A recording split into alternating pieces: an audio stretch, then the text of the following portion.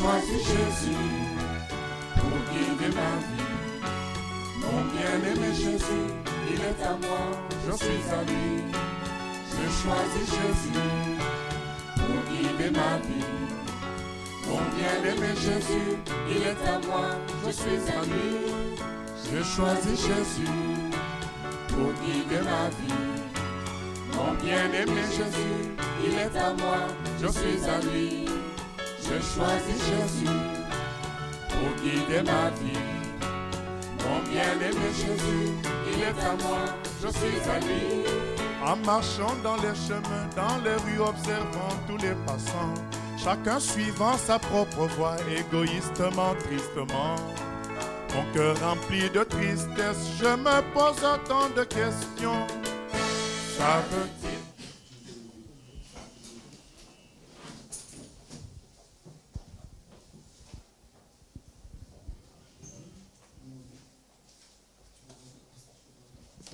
Gloire à Dieu.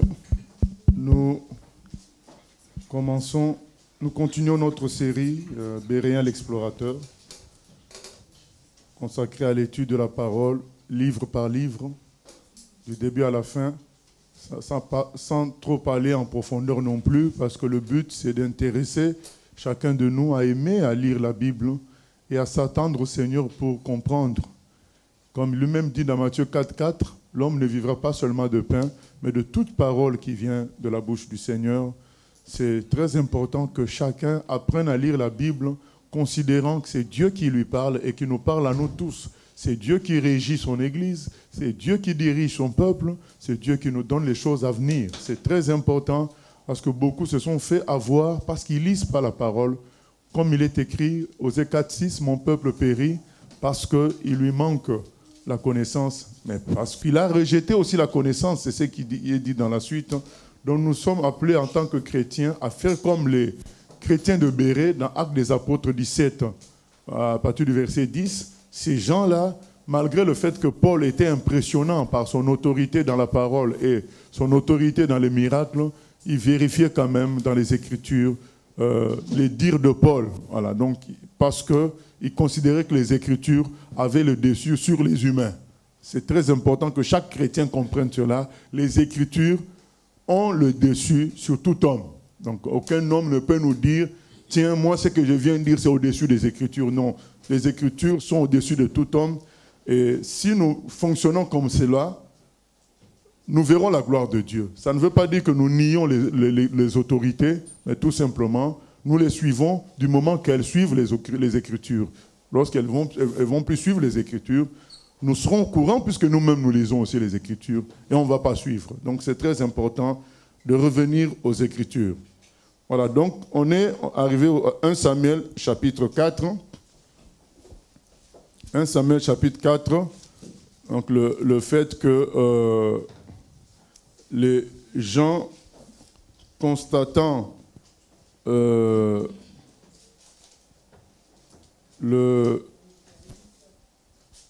comportement... Non, pardon, excusez-moi. 1 Samuel chapitre 8. 1 Samuel 8, les gens, verset 4, jusqu'au verset 4, voilà, c'est pas 1 Samuel chapitre 4. Les gens constatant le comportement des fils de Samuel, ils disent à Samuel, nous ne sommes pas d'accord. Voilà, nous ne sommes pas d'accord du comportement de tes enfants et nous voulons un roi. Donc je vais relire. Quand Samuel fut devenu vieux, il plaça ses fils à la tête du peuple d'Israël. Son fils aîné s'appelait Joël et le second Abia. Ils s'installèrent à Beersheba pour y rendre la justice. Mais ils ne suivirent pas l'exemple de leur père, attirés par l'argent. Ils acceptaient des cadeaux et prononçaient des jugements injustes. C'est pourquoi les anciens d'Israël se réunirent et se rendirent chez Samuel à Rama. Ils lui déclarèrent, « Vois-tu, Samuel, tu es vieux et tes fils ne suivent pas ton exemple. Désigne donc un roi pour nous gouverner comme cela se fait chez tous les autres peuples. » Voilà là où on s'était arrêté. Donc le comportement des fils de Samuel qui n'était pas identique à celui de leur papa. D'ailleurs, la question s'était posée, comment cela peut-il se faire qu'un père correct on ne nous dit pas que Samuel avait négligé l'éducation de ses enfants. Donc, on ne peut pas en déduire du fait que ces enfants sont sortis de la ligne de leur papa, que c'est à cause de leur papa. On ne nous le dit pas clairement. Toujours est-il que cela aussi est possible. Mais c'est des réalités qu'on peut observer aussi, que les successeurs ne soient pas à l'image de la personne qui vient avant. Nous avons le cas de Jésus lui-même. En quelque sorte, nous sommes ses successeurs, mais ce n'est pas tous les chrétiens qui se comportent comme Jésus. Nous prenons l'exemple de Paul, des premiers apôtres. On prend l'exemple de Moïse et Josué. On prend l'exemple de David. Il y a beaucoup d'exemples qu'on peut prendre qui montrent que, oui, il y a eu des gens bien, droits face au Seigneur, comportement exemplaire, mais ils n'ont pas eu forcément des successeurs dignes de cela. Donc ce n'est pas forcément la faute des gens qui sont là, exemplaires. Moi, je pense que c'est la responsabilité de chacun de grandir aussi. Parce que dans la parole de Dieu, on ne nous parle pas des enfants des apôtres. Je crois que moi, j'ai toujours pris cela comme le témoignage que chacun doit choisir de suivre Dieu. On ne peut pas mettre ça sur le compte de son église, de son papa, voilà. Au contraire, on a vu des gens germer dans de mauvaises églises. Lui, il sort par la vérité. On prend l'exemple de Luther. Il était dans le catholicisme, mais il est sorti pour amener la vérité jusqu'à un certain niveau. Donc, je crois qu'il y a la responsabilité individuelle de choisir Dieu. Je crois que quand on a affaire à un responsable qui est droit, correct, on a tendance à se limiter à lui au lieu d'aller vers Dieu à travers lui. Je crois que c'est ça qui peut causer le fait que les successeurs ne soient pas égaux ou bien supérieurs à celui qui les a précédés. Je pense que la responsabilité individuelle est quand même très importante, sans négliger le fait que celui qui est responsable peut mal faire aussi le boulot. Donc je ne néglige pas ça, mais je dis que nous devons prendre aussi l'autre possibilité, qui est la responsabilité individuelle. Nous avons la responsabilité, chacun, d'aller vers Dieu en se servant de ce que son serviteur nous apporte. On ne doit pas se limiter à lui. Je pense que quand on se limite à l'homme, quand il meurt, notre spiritualité aussi baisse. Parce que ça s'arrêtait à l'homme. Au lieu d'aller au-delà pour toucher Dieu personnellement. Nous prenons l'exemple de Josué. Josué, quand ils entraient dans le tabernacle avec Moïse, quand Moïse sortait, Josué restait dedans. Donc on voit que Josué avait dépassé l'étape Moïse. Moïse était un bon modèle, c'était un bon maître, mais Josué ne s'arrêtait pas à Moïse, il allait plus loin que Moïse pour rester lui et Dieu. Je pense que c'est ça qui manque je dirais naturellement. Naturellement, quand on a un bon responsable, on a tendance à nous arrêter à son niveau, au lieu d'aller plus loin dans notre relation avec Dieu. On se repose sur un humain. Or, la Bible dit, maudit quiconque se confie en l'homme. Mais naturellement, nous avons tendance, quand nous avons de bons responsables, de nous laisser couver par leur travail au lieu d'aller plus loin.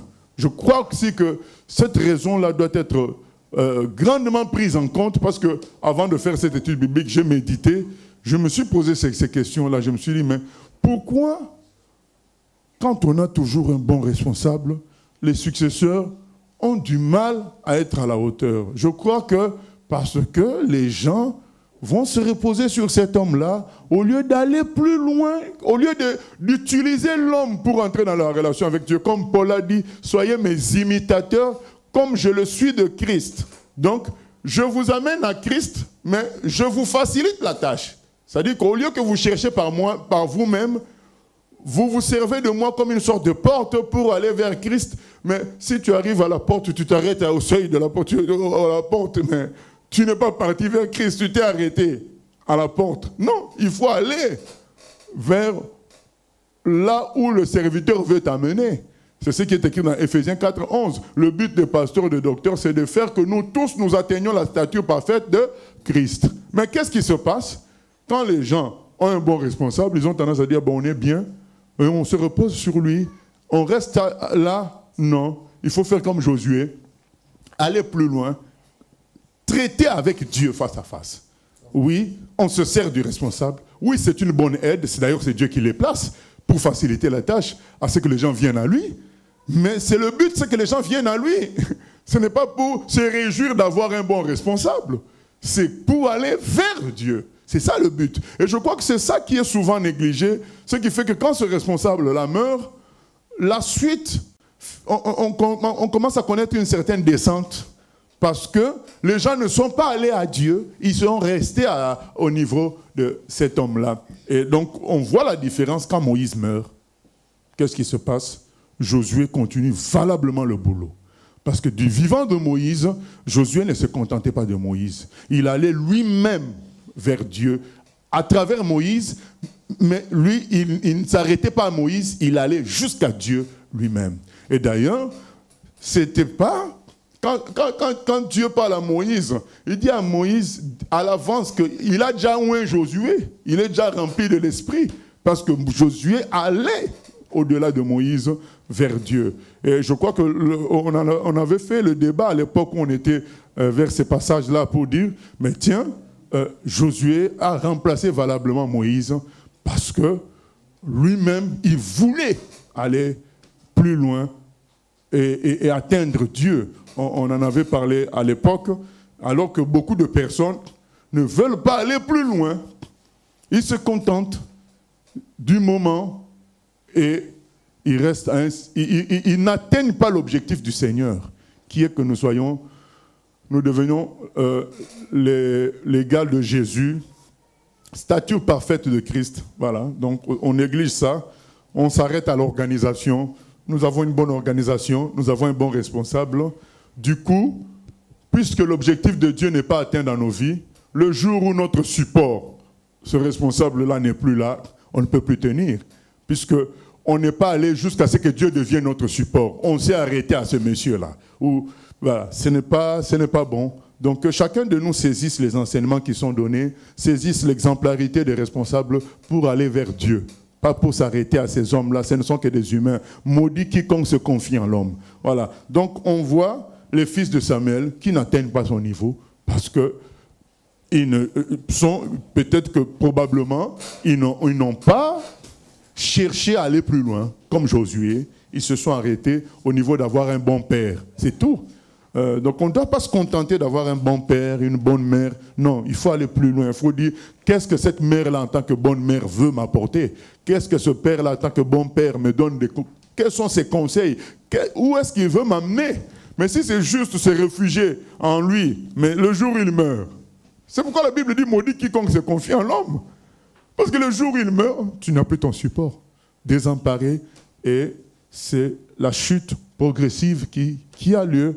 C'est ça qui explique la chute des mouvements qui autrefois étaient corrects, la chute des successeurs qui, lorsque le responsable était là, ils étaient corrects, mais lorsque le responsable n'est plus là, ils chutent parce qu'ils ne sont pas allés plus loin. Ils n'ont pas pris ce que le responsable leur a amené pour aller vers Dieu. Ils se sont arrêtés au niveau du responsable. C'est très dangereux. Et nous voyons des fils de Samuel qui déçoivent. Et à cause de ça, enfin, ils utilisent ça comme prétexte, le peuple d'Israël, pour dire, là, donne-nous un roi. Comme si avoir un roi, c'est ça qui va faire qu'on ait un bon roi. C'est juste avoir un roi et ça va faire qu'on ait un bon roi. C'est bien sûr, c'est faux, ce n'est qu'un prétexte. Donc nous lisons maintenant la suite, à partir du verset 6 jusqu'au verset 9. 1 Samuel 8, 6. Samuel le vit avec déplaisir qu'il disait, « Donne-nous un roi pour nous juger. » Et Samuel pria l'Éternel.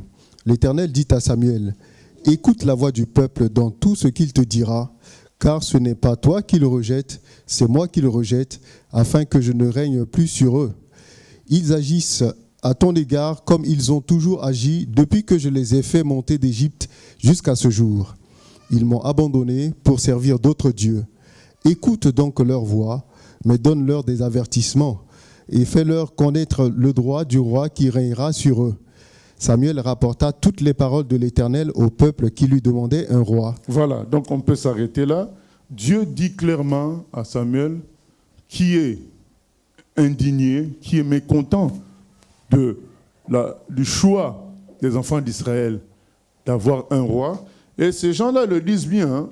Ils disent un roi pour nous gouverner comme cela se fait chez tous les autres peuples. Donc c'est ça leur référence. Comme ça se fait chez tous les autres peuples. Or, nous sommes appelés à être différents. Qu'est-ce que Dieu dit dans Exode ancien, on peut lire Exode 19, 5 à 6. C'est important. Dieu est clair. Exode 19, 5 à 6. Aujourd'hui, nous voyons les églises imiter le monde, marketing, système de cooptation, toutes sortes de systèmes qui ressemblent au monde. L'argent, on demande l'argent comme dans le monde. Tout ça, c'est pas normal. Que nous dit Exode 19, 5 à 6? Verset 5. Maintenant, si vous écoutez ma voix et si vous gardez mon alliance, vous m'appartiendrez entre tous les peuples, car toute la terre est à moi. Vous serez pour moi un royaume de sacrificateurs et une nation sainte. Voilà les paroles que tu diras aux enfants d'Israël. Voilà, vous serez pour moi une nation sainte, vous m'appartiendrez entre tous les peuples. Ce français-là veut dire quoi? C'est que vous serez un peuple à part. Vous ne serez pas comme les autres peuples, vous serez un peuple à part. Mais que disent ces gens-là à ce moment-là? Ils disent, nous voulons un roi comme tous les autres peuples. Alors que dès le départ, Dieu leur dit, vous serez différents, vous serez un peuple à part pour moi. Et on se souvient de la définition de l'Église. Église veut dire quoi? Ecclésia, ça veut dire appelé hors de. Donc on est différents. Mais comment comprendre la volonté des enfants de Dieu? De fonctionner comme les autres peuples, les autres mouvements, les clubs, les équipes de foot. On ne peut pas. Bien aimé, je me réjouis des difficultés que nous pouvons rencontrer qui permettent à ce qu'on fonctionne différemment. Je m'en réjouis. Parce que c'est ça le désir du Seigneur, qu'on fonctionne différemment de ce qui se passe ailleurs. Mais en ce moment-là, eux, ils disent clairement, ah non, nous voulons fonctionner comme ailleurs. C'est pourquoi Dieu dit quoi? Samuel, ce n'est pas toi le problème. C'est moi le problème. Parce qu'ils ont décidé de ne plus faire comme moi je veux. Vous voyez, quand Dieu dit que c'est lui qu'on l'a rejeté, il y a des gens qui peuvent dire, ah, mais c'est quand même fort, ils n'ont pas dit qu'ils rejetaient Dieu, et ils ont dit juste qu'ils voulaient un roi. Mais ils ont précisé, selon ce qui se passe chez les autres peuples, alors que Dieu leur a dit, quand il les a fait un peuple, quand il les sort d'Égypte, à chaque fois quand Dieu veut parler à son peuple, il dit quoi? Je suis le Dieu, l'Éternel qui vous a sorti d'Égypte. Et quand il les sort d'Égypte, dans Exode 19, il dit, vous m'appartiendrez entre tous les peuples. Vous serez un peuple à part, une nation sainte. Sainte veut dire aussi mise à part. C'est ça que ça veut dire saint. Ça veut dire mise à part. Mais maintenant, eux, ils disent, ah non, non, non, on est fatigué. On veut être comme les autres. Et Dieu dit à Samuel, ce n'est pas toi qui les rejettes, puisque Samuel a pris ça d'une manière personnelle. C'est pourquoi je parle aussi aux responsables d'église, aux chrétiens qui ont des responsabilités. Il ne faut pas toujours prendre les choses d'une manière personnelle. Même si c'est toi qu'on résiste à toi, ce n'est pas forcément à toi qu'on résiste. En général, c'est à Dieu qu'on résiste. Parce que toi, tu as été établi par Dieu. Quand quelqu'un refuse ton autorité, c'est ce que même Jésus dit, quiconque vous reçoit, me reçoit. Celui qui ne vous reçoit pas ne me reçoit pas. Romains 13, l'apôtre Paul dit que toute personne soit soumise aux autorités parce que les autorités ont été établies par Dieu. Donc quand quelqu'un refuse les autorités, il résiste à Dieu. C'est pas moi qui le dis, c'est écrit. Donc souvent, les gens sont blessés qu'on leur manque de respect, qu'ils sont blessés qu'on leur résiste. Et puis, ça va faire qu'ils vont fermer leur cœur par rapport à la personne. Or, c'est pas bon. C'est Dieu qu'on attaque, c'est pas toi. Pourquoi personnaliser l'affaire? Donc quand quelqu'un te résiste, il résiste à Dieu. Ne personnalise pas l'affaire. Quand tu personnalises l'affaire, ça veut dire que toi aussi tu as soif de pouvoir. Tu as soif d'être Dieu un peu. C'est pas bon. Prends les choses comme Dieu dit à Samuel. Samuel, c'est pas toi le problème. Parce que c'est moi qui t'ai mis là. C'est pas toi le problème. C'est moi qui ai établi que ce soit une nation sainte. C'est pas toi. C'est à moi qu'ils en veulent. Voilà. C'est très bien que Dieu ait redressé les choses ainsi. Oui, question. Question Internet. La Bible dit que maudit soit celui qui se confie en l'homme. Mais quelle est la différence entre se confier à un pasteur pour nos problèmes ou aller voir un pasteur pour une prière? Et alors les catholiques font aussi la confession auprès des prêtres. Bon, je n'ai pas compris le lien avec les catholiques. Bon, le catholicisme est dans la fausseté, nous savons, il y a l'adoration des idoles, il y a l'adoration des gens qui sont morts, il y a toutes sortes de pratiques démoniaques, notamment le célibat des prêtres. C'est écrit dans la parole de Dieu que c'est une pratique démoniaque. Il y a plein, donc je ne vois pas le lien avec les catholiques, mais ce que je voudrais dire, Dieu a établi les autorités, comme Paul a dit, afin qu'on les imite dans le but de devenir comme Jésus. Le but, comme on l'a dit précédemment, il ne faut pas s'arrêter à cet homme-là. Cet homme-là n'est qu'un canal pour t'amener à Christ. Maintenant, admettons que tu dois aller à Paris, on te donne une Mercedes 600 pour y aller. Arrivé vers Évreux, tu ne veux plus que ça continue, tu restes là, je suis dans la Mercedes, tu t'arrêtes là. La faute, c'est à qui? C'est à toi, tu ne veux pas, parce que tu es dans une Mercedes, tu as une bonne autorité, un bon pasteur, mais tu t'arrêtes à lui. Au lieu d'aller jusqu'à Paris, c'est là que la bénédiction t'attend. Donc toi, tu t'arrêtes puisque le responsable est bon. Donc le but des responsables, c'est de nous emmener à Christ, de faire que nous devenons comme Christ. Il ne faut pas qu'on s'arrête à eux. C'est là que ça veut dire se confier. C'est-à-dire que tu te reposes sur la personne au lieu de te reposer à Dieu. Lui, il est une aide que Dieu te donne pour te faciliter la tâche de venir à lui. C'est une aide, ce n'est pas le terminus. L'homme n'est pas le terminus. Se confier, ça voudrait dire que c'est sur l'homme qu'on se repose, ce n'est pas bon. Oui? Oui, parce que de façon plus élargie, tu as plus ou moins répondu.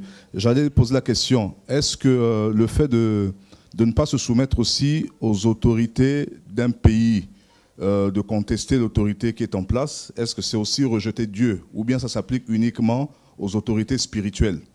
Et deuxièmement, est-ce que le fait de trouver de l'assurance, de trouver une consolation auprès du regard des humains, auprès de son argent, de son travail, de tout ce qui est, entre guillemets, annexe, est-ce que c'est aussi une façon de rejeter Dieu?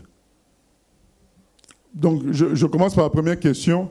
Dans Romains 13, il est question de toute autorité. Hein. Ce n'est pas seulement les autorités chrétiennes, c'est toute autorité. Quand on est dans un pays, il y a un président de la République, c'est un président. Hein. Je me souviens de Paul, quand il était jugé, il a appelé le juge qui est en face de lui, il l'a appelé votre excellence. Donc, il lui a donné son titre. Donc, il a respecté le titre qui était le sien. On doit respecter les autorités, ça ne veut pas dire faire tout ce qu'ils nous demandent, parce qu'entre ce qu'ils nous demandent et la volonté de Dieu, c'est la volonté de Dieu qu'on va faire. Ce qui est écrit dans Acte 5, 19 et Acte 5, 29 et Acte 4, 19. Maintenant,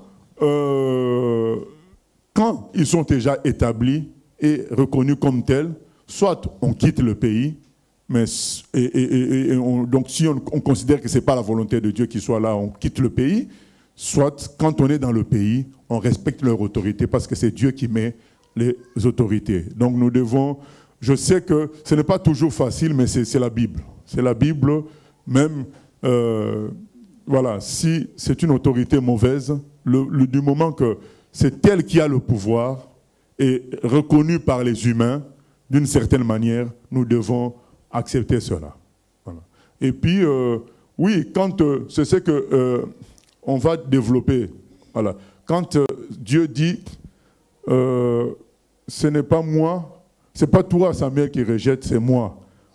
C'est ce que ça veut dire que ces gens-là en ont marre de vivre avec un roi invisible. Et c'est la même chose avec les gens qui vivent avec, qui se reposent sur leur argent, sur leur travail, sur les richesses de la terre. Ils ne veulent pas se reposer sur le Dieu invisible. En réalité, c'est la même chose. Voilà, c'est la même chose. Donc on continue à développer. En réalité, ces gens-là en ont marre de vivre avec un roi invisible. Dieu est invisible. Eux, ils veulent un roi qu'on peut voir, qui va avoir un cortège quand il fonctionne. Quelqu'un me dira peut-être, mais oui, mais Samuel était aussi comme une sorte de roi. Oui, sauf que Samuel était un roi directement dirigé par Dieu. Donc il ne fonctionnait pas comme les autres rois, avec une cour, avec des conseillers, avec... il ne fonctionnait pas pareil. D'ailleurs, on va entendre les droits du roi. Samuel fonctionnait comme un humain oint par Dieu pour conduire son peuple. Et c'était pas avec tous les atours d'un roi, tous les avantages d'un roi. Il n'avait pas du tout cela. Et il était simplement vêtu, simplement accompagné. Ce qui faisait la différence en lui et un autre homme, c'est l'autorité divine. Les gens reconnaissaient en lui l'autorité divine. Et il résolvait les problèmes en consultant Dieu, en priant Dieu, et non en utilisant juste une autorité humaine. Voilà, donc et eux, ils veulent un roi qui ait automatiquement autorité. Donc, c'est que sa parole, c'est la parole en quelque sorte de Dieu, quoi. Ils veulent un roi à la manière des autres peuples, parce que nous, les humains, nous voulons voir. Dieu est invisible. Samuel va vous dire, ainsi parle l'Éternel, mais où est l'Éternel, on ne le voit pas. On veut un roi, quand il parle, on dit ça, c'est Dieu qui parle. Il est là, il est assis sur un trône, ça, il y a tous les atours, tout un environnement qui fait peur. Vous voyez comment ce sont les palais présidentiels, hein, comment sont les palais de justice. Donc les palais de justice ont été construits d'une manière majestueuse pour impressionner n'importe qui vient, qui a une grande autorité. C'est fait exprès. Vous remarquez, tous les palais de justice, ils sont immenses. Le but, c'est que tu arrives, tu es impressionné par l'autorité exposée à travers cet immeuble-là. Et c'est ça, les rois d'aujourd'hui. Tu arrives, tu vois tous les soldats qui l'entourent, tu vois le cortège, tu es impressionné. Donc, ils veulent une autorité comme ça, physiquement impressionnante. Ils ne veulent plus de la simplicité que Dieu utilise pour leur parler à travers un homme comme Samuel, à travers un homme comme Gédéon. Ils veulent plus de ça. Ils veulent quelque chose de grand, où le visible impressionne, les visibles s'imposent. Notre Dieu est invisible. Il tient à le rester. Puisque de toute façon, on ne peut pas le voir parce qu'il est trop grand. On ne peut pas le voir. C'est comme si vous demandez à une fourmi de voir le pays, la France. Il ne peut pas. Même nous-mêmes en tant qu'humains, qui peut voir la France entièrement? On ne peut pas. On est trop petits. Mais à combien plus forte raison voir Dieu lui-même? Donc, ces gens-là veulent, comme ils ont voulu le veau, non? Ils ont fait le veau avec Aaron. Ils veulent représenter Dieu. Maintenant, ils le demandent sous forme de roi, à l'image des autres peuples. Et aujourd'hui, les gens ne veulent plus. Bien-aimés, je suis d'accord avec certains pour dire que ce n'est pas facile de vivre par la foi, de dépendre de Dieu. Ce n'est pas facile. Donc, pour toute chose, prier. Alors que l'autre, pour les choses, il fait un chèque. Alors que l'autre, pour les choses, il fait un coup de fil à la banque. Il appelle les urgences. Toi, tu dois prier. Parfois, tu vas paraître bête devant les gens. Oh, pour ça, il prie. Mais oui. Et ça peut fatiguer à cause du fait qu'on a une semence d'orgueil en nous. Quelqu'un qui marche par la foi va paraître bête à un certain moment aux yeux des autres personnes. Ce n'est pas facile. Moi, je suis d'accord qu'on t'annonce une mauvaise nouvelle, tu pries d'abord, tu attends. C'est pas facile parce que les autres attendaient que tu réagisses instantanément, prends telle mesure, mais toi tu pries. Et quand tu pries, parfois tu n'entends pas Dieu qui te répond. Et tu es comme désemparé. Finalement, qu'est-ce qui nous fait fonctionner? les gens qui aiment Dieu, c'est la foi tout simplement. C'est la sensation de se dire, Dieu s'occupe de tout. Parce qu'on ne voit pas toujours. Que personne ne vous trompe. On ne voit pas toujours. Il y a plein de choses, plein de demandes de solutions que les gens nous font, mais on ne sait pas toujours quoi leur répondre. Et devant ça, ça peut donner l'impression que tu es quelqu'un de faible, d'impuissant. Mais c'est vrai. Puisque toi, tu dépends de Dieu. Et ça, l'humain n'accepte pas toujours ça. Et on ne voit pas toujours. On ne voit pas toujours. Et ce qui nous donne la paix, c'est la foi. Tu te dis, Dieu peut résoudre ce problème. Même si tu ne vois pas maintenant, frère, on va prier. Sœur, on va prier. Voilà. Même si ça va donner l'impression que mais c'est un pasteur qui n'est pas puissant, c'est pas grave. Toi, tu comptes sur Dieu. Mais il y a des moments aussi on voit. Mais quand on mélange tout, la solution c'est quoi? C'est la foi. Se dire, là je ne vois pas, mais si je prie, je vais voir. Si je prie, Dieu va parler. Si je prie, Dieu va nous montrer. C'est la foi qui finalement va tout résoudre. 1 Jean 5,4 dit que c'est la foi qui triomphe de ce monde. Voilà ce qui fait la force des vrais serviteurs de Dieu. Ce n'est pas le fait qu'ils voient, parce que Dieu ne leur fera pas toujours voir. Ce n'est pas le fait qu'ils puissent directement avoir les idées pour organiser les choses. Dieu ne fera pas toujours ça. C'est le fait qu'ils soient sûrs que Dieu s'occupe de tout. C'est ça qui fait leur force. Et c'est ça qui doit être notre force. Mais ce n'est pas facile puisque ça te fait paraître parfois faible aux yeux des autres. Mais pourquoi pas? À Dieu seul la gloire, vrai ou faux? Oui. Question? Bon, je la pose quand même, pasteur. Tu as répondu encore en partie.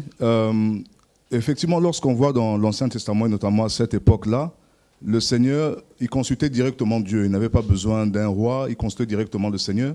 Et lorsqu'on lit les Écritures, on a le sentiment qu'il y avait une relation, je dirais, rapide. Avant d'aller en guerre, il consultait Dieu, Dieu répondait. Donc on a le sentiment que Dieu vraiment conversait avec le peuple.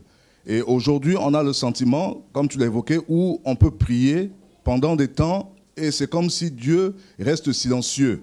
Est-ce que la communion que Dieu avait avec l'homme a changé aujourd'hui? Ou est-ce qu'on peut aussi comprendre que finalement Dieu nous parle déjà par sa parole et qu'on devrait s'en contenter plus qu'on ne le fait?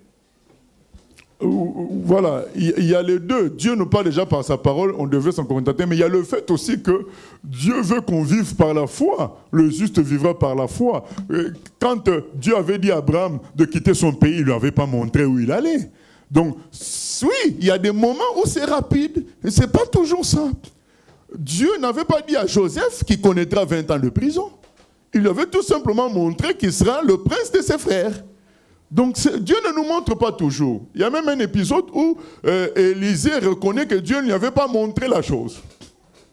Donc c'est comme l'exemple c'est Jésus lui-même qui parle. Il dit du temps d'Élie, il y avait plusieurs veuves, mais Élie a nourri une seule veuve seulement, c'était la veuve de Sarepta. Du temps d'Élisée, il y avait plusieurs lépreux en Israël, mais pourtant Dieu n'a guéri que Naaman, un étranger. Alors que nous, quand on lit la Bible, on a l'impression qu'Élisée aurait guéri tous les lépreux. Parce qu'on a l'impression qu'il arrive là, il fait un miracle. Il arrive dans tel endroit, il fait un autre. Mais oui, mais ça, c'est ce qu'on nous raconte pour édifier notre foi, l'action du Seigneur. Mais ce n'est pas sa vie de tous les jours. Donc, qu'on fasse la différence entre des actions du Seigneur qu'on nous raconte et la vie de tous les jours de ces personnes-là. Et c'est Jésus qui nous dévoile ça quand il dit que Élie, il y avait plusieurs veuves qui étaient affamées, il n'a nourri qu'une seule veuve, une étrangère. Et il y avait plusieurs lépreux du temps d'Élisée, mais il n'a guéri qu'un seul lépreux. C'est heureusement que Jésus nous donne ce renseignement-là même. En lisant, nous, on croirait qu'Élisée passait son temps à pointer et quelqu'un guéri, à faire telle chose et la pluie tombe. Non, c'était au moment du Seigneur. Donc il y a des moments où, en tant que serviteurs de Dieu, nous ne savons pas, nous ne voyons pas. Mais qu'est-ce qui fait la force des vrais serviteurs de Dieu? Ils font confiance en Dieu. Dieu est tout puissant, il va faire les choses dans le bon sens. Et c'est cette confiance qui permet, qui conduise le peuple du Seigneur jusqu'au bout, parce qu'ils font confiance en leur Dieu. Et ça, l'homme n'aime pas trop ça. Il veut de l'assurance. Il veut voir le roi qui est là avec les chevaux, avec tout. Voilà, ce qui impressionne. Il veut voir. Il veut en quelque sorte toucher. C'est pourquoi il se fait des statues. C'est pourquoi il cherche un homme qui serait son Dieu. C'est ça le malheur de l'homme, au lieu de chercher Dieu. Et c'est écrit, le juste vivra par la foi. Dieu ne fera pas marche arrière. Comme il dit à Samuel, c'est moi qu'ils rejettent. Ils ne veulent pas mon système de fonctionnement. Bon, on va leur donner le roi qu'ils veulent. Et pareil, Samuel ne savait pas que le peuple demanderait ça. Pourtant, quand on va lire, on va voir que Dieu va lui montrer beaucoup de choses. Mais ça, Dieu ne lui avait pas montré. Du coup, il a eu une réponse négative. Il a voulu donner une réponse négative. Dieu lui dit non, pas de réponse négative. Accorde-leur ce qu'ils demandent. Oui. Moi, je voulais voir aussi, c'est un peu dans le même sens de la question d'avant, c'est par rapport à la foi. La foi, avoir confiance en Dieu, tout ça, mais au final, Dieu, il fait comme il veut. J'ai beau avoir une foi pas possible, si c'est pas sa volonté, il va pas faire. Donc moi, dans la nature humaine, même si on est une nouvelle nature, qu'on a le Seigneur, il y a toujours ce côté que, au moins, Dieu pourrait parfois... et moi, parfois, c'est ça qui me manque, justement, qui font parfois baisser les bras, c'est qu'il n'y a rien. C'est-à-dire qu'on doit croire, mais il y a rien. On va attendre longtemps, des mois, mais il y a rien, il n'y a même pas un petit signe. Donc il y a un moment, c'est normal aussi qu'on ne croit pas. On ne croit pas parce qu'on ne croit pas, mais qu'on se dit peut-être que Dieu ne veut pas. Donc on va persévérer comme ça pendant des années sur quelque chose que Dieu ne veut pas. On va croire en quelque chose que Dieu ne va jamais nous donner. Ah, mais dans ce cas-là, il faut lui demander est-ce que tu veux ou pas. Mais oui, mais ça fait partie de la foi. Je pense que quand on prie pour quelque chose, on dit... Oui, mais s'il ne nous donne pas, on lui demande tu veux ou pas. Voilà. Oui, mais Dieu aussi ne peut pas répondre. Pardon? Oui, mais on peut lui parler. Mais lui, il veut qu'on lui parle. Donc, ouvre ta bouche, tu lui demandes, mais est-ce que tu veux ou pas?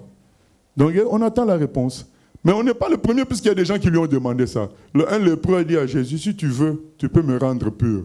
Jésus dit, je le veux. Allez, sois pur. Voilà. Donc, oui, on peut lui poser la question, tu veux ou pas? Justement, par rapport à cet exemple-là, pour moi, c'est un peu comme le peuple qui veut le roi, parce qu'il y a un moment, ils savent que Dieu est tout-puissant, qu'il peut faire, comme on dit, il dit un mot et ça s'accomplit. C'est toutes ces choses-là, je pense que parfois, qui font qu'on perd un peu la foi, c'est parce que Dieu, s'il veut, il peut. Mais parfois, il laisse les gens dans la galère pendant des... Mais oui, mais il nous dit que cette galère est pour notre bien. C'est ça que j'ai dit, c'est ce qui fait la force des vrais serviteurs de Dieu. C'est la foi, ils se disent, il s'occupe de moi. En apparence, je suis en galère. En réalité, il y a une construction qui se fait. C'est tout. Puisque Joseph était dans ce cas-là, il a reçu une belle promesse.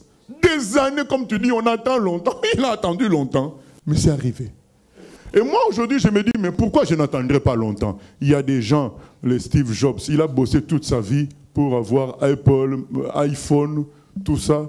C'est pour finir végétarien. Moi, je dis, mais comment tu peux être riche et ne pas manger la viande? Donc le poisson, tu manges les légumes, les tomates.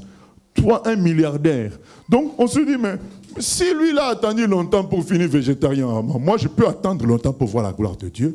Pour voir un jour, on se promène dans les rues, allez, les gens sautent par la puissance du Seigneur. J'attendrai, comme Joseph a attendu, on va attendre. On ne va pas changer de système, chercher un roi visible. Non, nous refusons ça. Nous allons attendre. Il y a des gens qui attendent toute leur vie pour avoir une bonne retraite. Ils ont travaillé 30 ans, 40 ans. Le but, c'est quoi? Parce qu'ils savent qu'ils vont mourir un jour. Le but, c'est d'avoir une bonne retraite.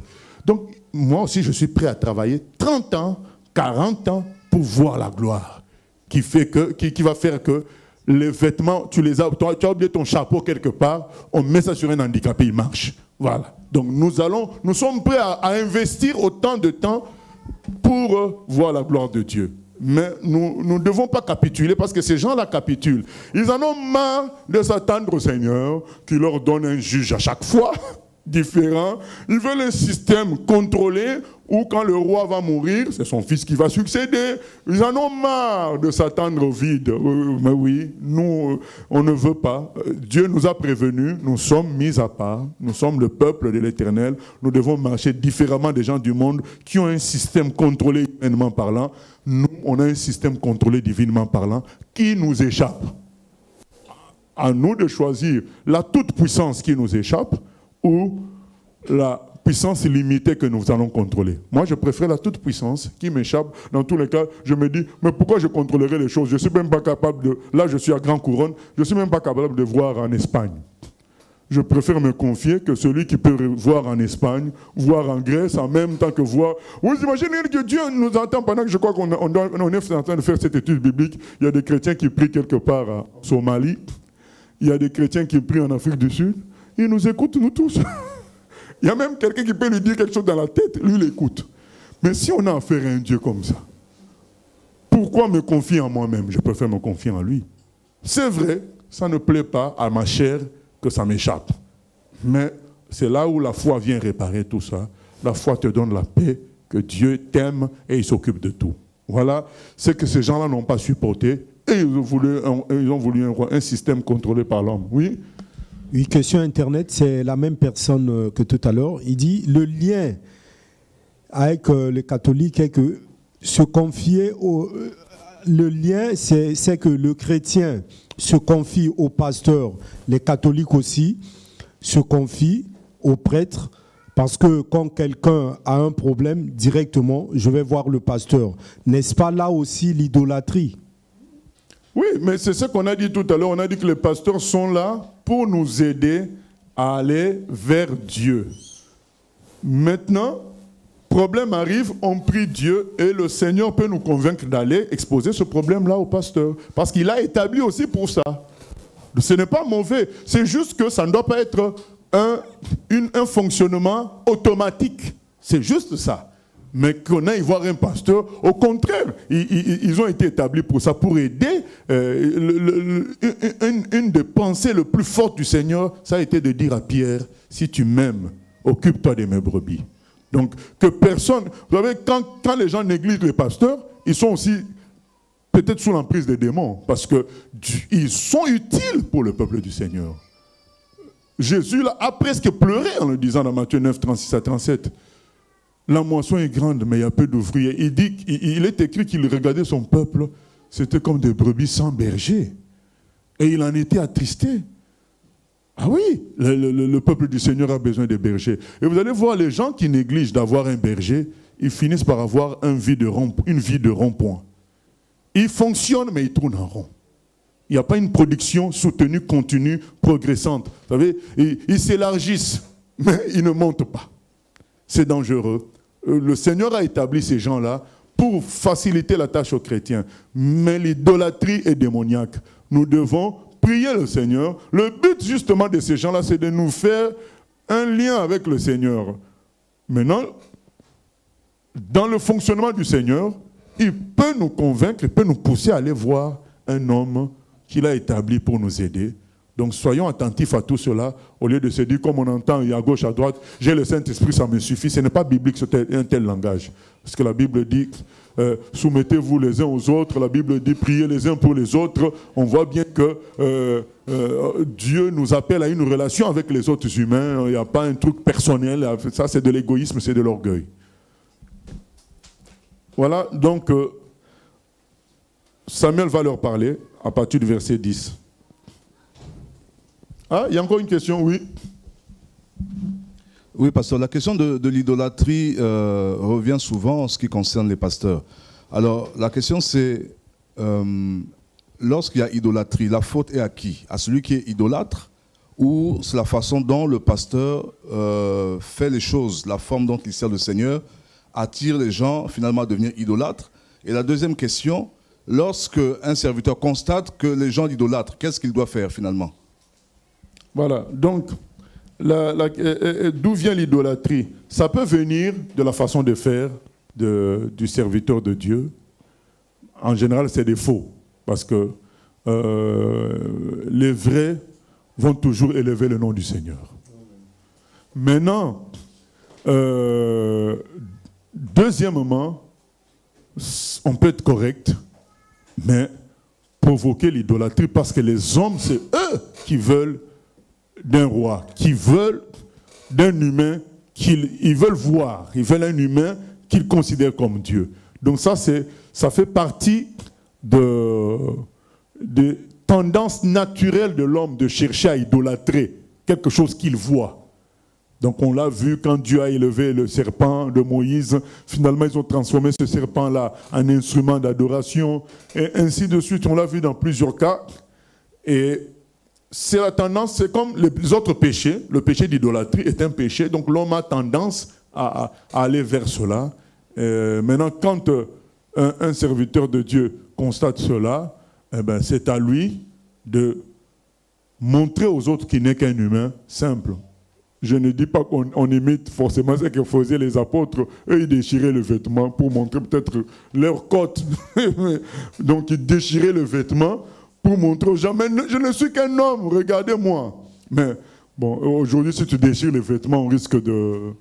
Mais essayons dans notre vie de tous les jours de montrer qu'on est des humains. Tu es le pasteur, mais quelqu'un a 2 sacs qui pèsent, tu prends un sac.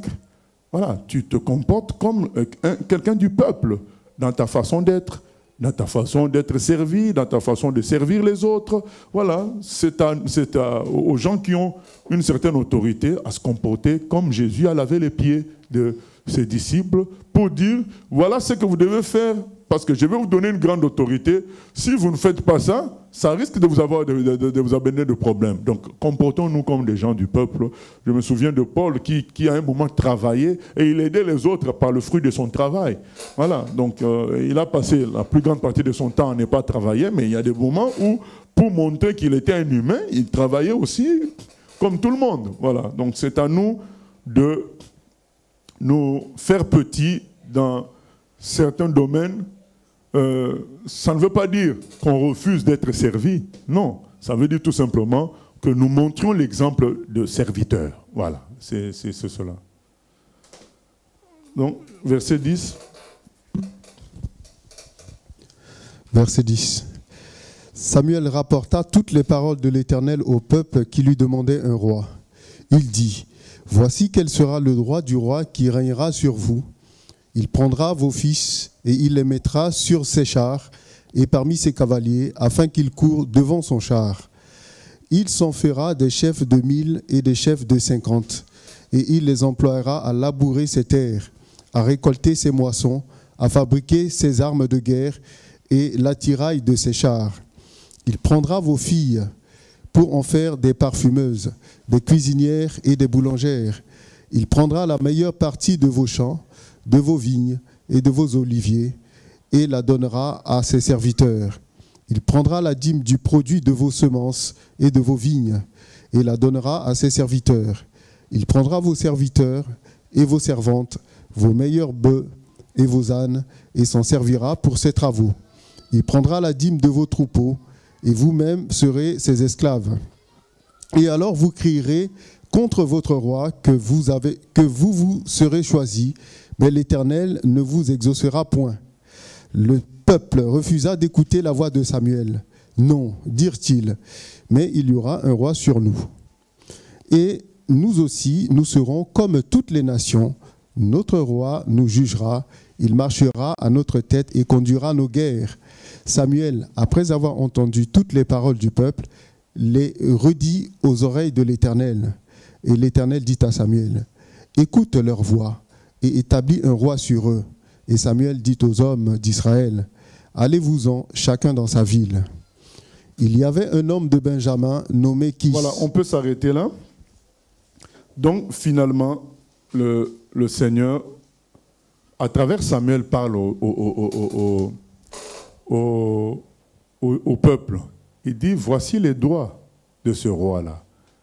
Il prendra vos filles, il en fera des boulangères, des parfumeuses. Il prendra vos garçons, il va en faire des guerriers. Dans tous les cas, vous tous, vous devenez ses esclaves. Est-ce que vous êtes toujours d'accord avec ça? Oui, nous voulons, malgré tout, nous voulons quand même un roi.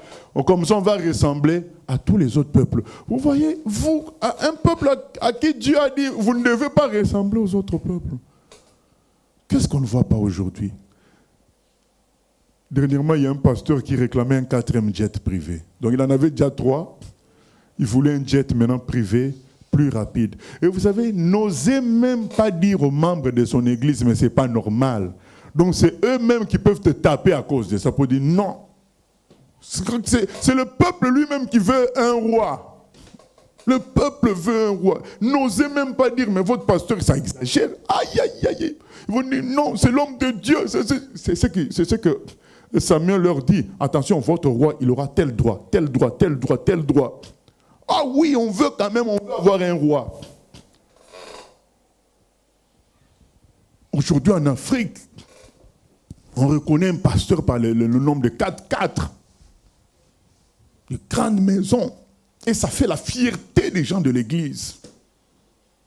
Le bâtiment de l'église, ça fait la fierté de l'église. Et quand tu veux parler, ce n'est même pas lui qui va parler. C'est les gens même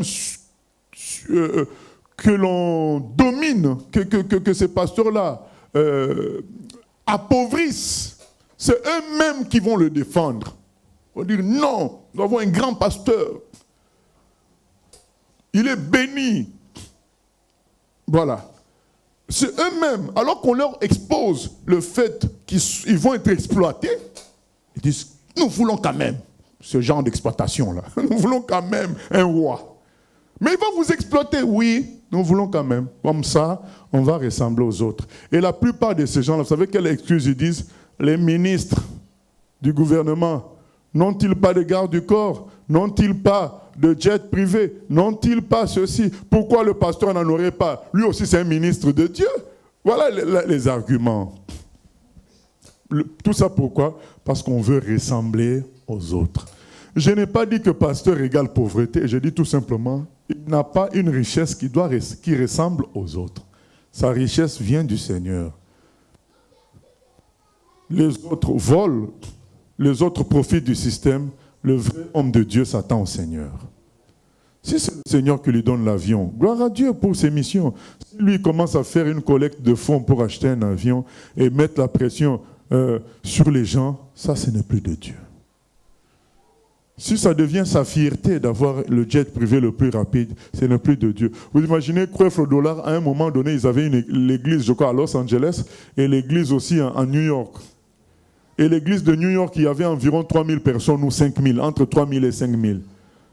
Ils quittaient, après avoir fait le culte à Los Angeles, ils prenaient le jet privé pour aller faire le culte à New York. Alors vous vous imaginez une église de 3000 personnes, il n'y a pas un pasteur pour prêcher? Tout ça parce que les gens veulent le roi. Que le roi Creflo passe de Los Angeles à New York pour venir prêcher. Parce que les gens veulent un roi. Ils veulent un grand bâtiment. Ils veulent un pasteur qui brille, qui a beaucoup de choses. Ça montre que nous aussi, on va être bénis comme lui, mais ça n'est jamais le cas. Et c'est ça, les gens veulent un roi. Malgré le fait que le roi va les exploiter, ils aiment quand même ça. C'est ça le malheur des humains.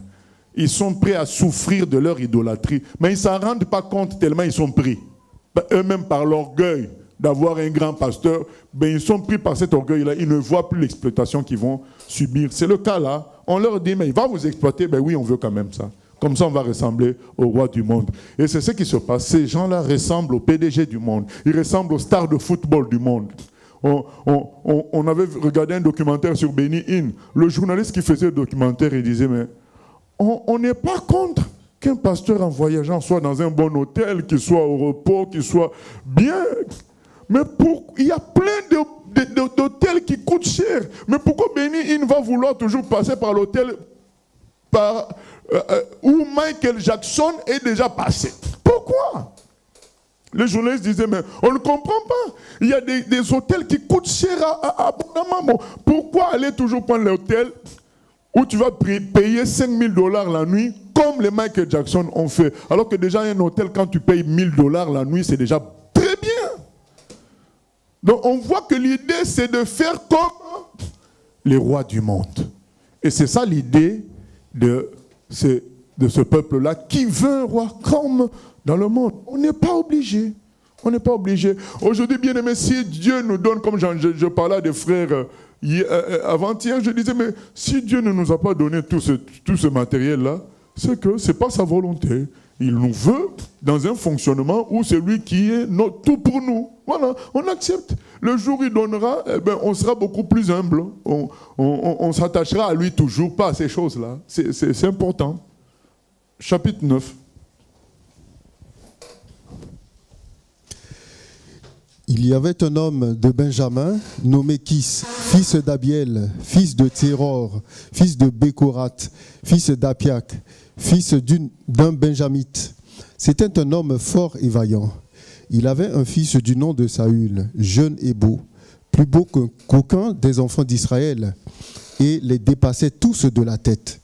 Les ânesse de Kis, père de Saül, s'égarèrent, et Kis dit à Saül, son fils, prends avec toi l'un des serviteurs, lève-toi, va et cherche les ânesses.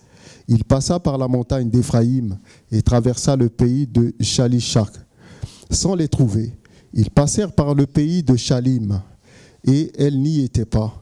Ils parcoururent le pays de Benjamin, et ils ne les trouvèrent pas. Ils étaient arrivés dans le pays de Tsouf, lorsque Saül dit à son serviteur qui l'accompagnait, « Viens, retournons, de peur que mon père, oubliant les ânesses, ne soit en peine de nous. » Le serviteur lui dit, « Voici, il y a dans cette ville un homme de Dieu, et c'est un homme considéré. Tout ce qu'il dit ne manque pas d'arriver. Allons-y donc. Peut-être nous fera-t-il connaître le chemin que nous devons prendre. » Saül dit à son serviteur, « Mais si nous y allons, que porterons-nous à l'homme de Dieu? Car il n'y a plus de provisions dans nos sacs, et nous n'avons aucun présent à offrir à l'homme de Dieu. Qu'est-ce que nous avons ?» Le serviteur reprit la parole et dit à Saül, « Voici, j'ai sur moi le quart d'un cycle d'argent. Je le donnerai à l'homme de Dieu, et il nous indiquera le chemin. » Autrefois, en Israël, quand on allait consulter Dieu, on disait, « Venez et allons vers le voyant. » Car celui qu'on appelle aujourd'hui le prophète s'appelait autrefois le voyant. Saül dit à son serviteur, « Tu as raison, viens, allons. » Et ils se rendirent à la ville où était l'homme de Dieu. Comme ils montaient à la ville, ils rencontrèrent des jeunes filles sorties pour puiser de l'eau, et ils leur dirent, « Le voyant est-il ici ?» Elles leur répondirent en disant, « Oui, il est devant toi, mais va promptement, car aujourd'hui il est venu à la ville, parce qu'il y a un sacrifice pour le peuple sur le haut lieu. Quand vous serez entrés dans la ville, vous le trouverez avant qu'il monte au haut lieu pour manger, car le peuple ne mangera pas avant son arrivée, parce qu'il doit bénir le sacrifice. Après quoi, les conviés mangeront. Montez donc, car maintenant vous le trouverez. » Et ils montèrent à la ville. Ils étaient arrivés au milieu de la ville quand ils furent rencontrés par Samuel qui sortait pour monter au haut lieu. Voilà. Il y a ce passage-là où ces gens-là disent mais comment on va voir le serviteur de Dieu? On n'a rien du tout. Et c'est ainsi que beaucoup de faux pasteurs utilisent ça pour dire c'est normal, quelqu'un qui a besoin de prière, il doit donner quelque chose. Ce n'est pas ça l'idée. L'idée qui est là, c'est le respect de Dieu. Donc ces gens-là, ils considèrent que en ayant voir l'homme de Dieu, ils vont bénéficier de la grâce de Dieu. C'est comme s'ils entraient dans un lieu saint, ils amènent comme quelque chose dans la logique de servir Dieu avec le peu qu'ils peuvent faire. Vous savez qu'à l'époque, il n'y a pas, comme nous, des endroits où on va donner les offrandes ou des choses comme ça. C'est que quand tu te retrouves en présence de l'homme de Dieu, c'est comme si tu es dans un lieu saint et tu fais un acte de louange au Seigneur en donnant quelque chose à l'homme de Dieu. Sachant aussi que l'homme de Dieu vivait aussi de ce genre d'actes de personnes. Mais ce n'est pas quelque chose d'obligatoire. C'est quelque chose que chacun reçoit la conviction par l'esprit de faire cela. Donc de se dire, tiens, cet homme-là est consacré à Dieu, il vit autrement, il ne vit pas comme nous avec un travail régulier, ainsi de suite. Ben, quand on va le voir en acte de reconnaissance vis-à-vis du Seigneur, c'est à lui qu'on donne les choses. Mais avec le temps, les choses deviennent comme une sorte de donnant-donnant. Non, ce n'est pas ça. Ce n'est pas donnant-donnant. Si on n'a rien du tout, on peut aller voir le serviteur de Dieu. Donc ce n'est pas une question... donc une construction comme ça dans l'œuvre de Dieu. Avant de voir un serviteur de Dieu, il faut lui amener quelque chose. Qui a amené quelque chose à Jésus quand les gens lui demandaient la guérison, la femme qui souffrait de perte de sang, est-ce qu'elle a donné quelque chose à Jésus? Elle a juste touché son vêtement. Donc prenons l'exemple sur le Seigneur. Donc voilà, donc ce sont des choses que seul l'Esprit doit nous convaincre de faire. Ce n'est pas un système qu'on doit établir où les gens, avant de voir un serviteur de Dieu pour une aide quelconque lui amener la chose, c'est le Saint-Esprit qui nous doit nous mettre ça à cœur. Voilà, ce n'est pas à créer un système comme beaucoup en ont créé, en faisant payer les délivrances, en faisant payer les entretiens. Ce n'est pas biblique, c'est démoniaque. Voilà. Nous continuons. Verset 15. Verset 15. Or, un jour avant l'arrivée de Saül, l'Éternel avait averti Samuel en disant : demain, à cette heure, je t'enverrai un homme du pays de Benjamin, et tu l'oindras pour chef de mon peuple d'Israël. Il sauvera mon peuple de la main des Philistins, car j'ai regardé mon peuple, parce que son cri est venu jusqu'à moi. Lorsque Samuel eut aperçu Saül, l'Éternel lui dit : voici l'homme dont je t'ai parlé, c'est lui qui régnera sur mon peuple. Saül s'approcha de Samuel au milieu de la porte et dit : indique-moi, je te prie, où est la maison du croyant ? Samuel répondit à Saül : c'est moi qui suis le voyant. Monte devant moi au haut lieu, et vous mangerez aujourd'hui avec moi, je te laisserai partir demain.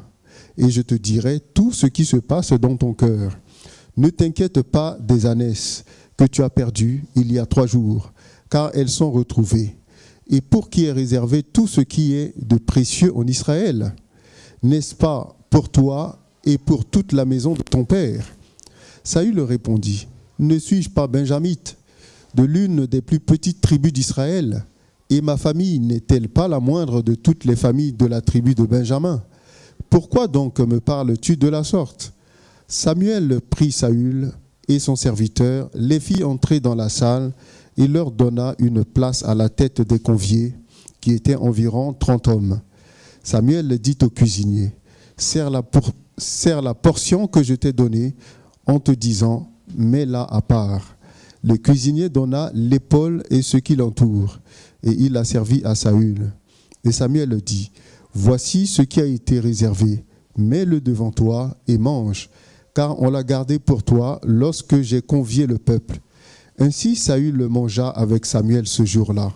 Ils descendirent du haut lieu à la ville, et Samuel s'entretint avec Saül sur le toit. Puis ils se levèrent de bon matin, et dès l'aurore, Samuel appela Saül sur le toit et dit : viens, et je te laisserai partir. Saül se leva, et ils sortirent tous deux, lui et Samuel. Quand ils furent descendus à l'extrémité de la ville, Samuel dit à Saül : dis à ton serviteur de passer devant nous. Et le serviteur passa devant. Arrête-toi maintenant, reprit Samuel, et je te ferai entendre la parole de Dieu.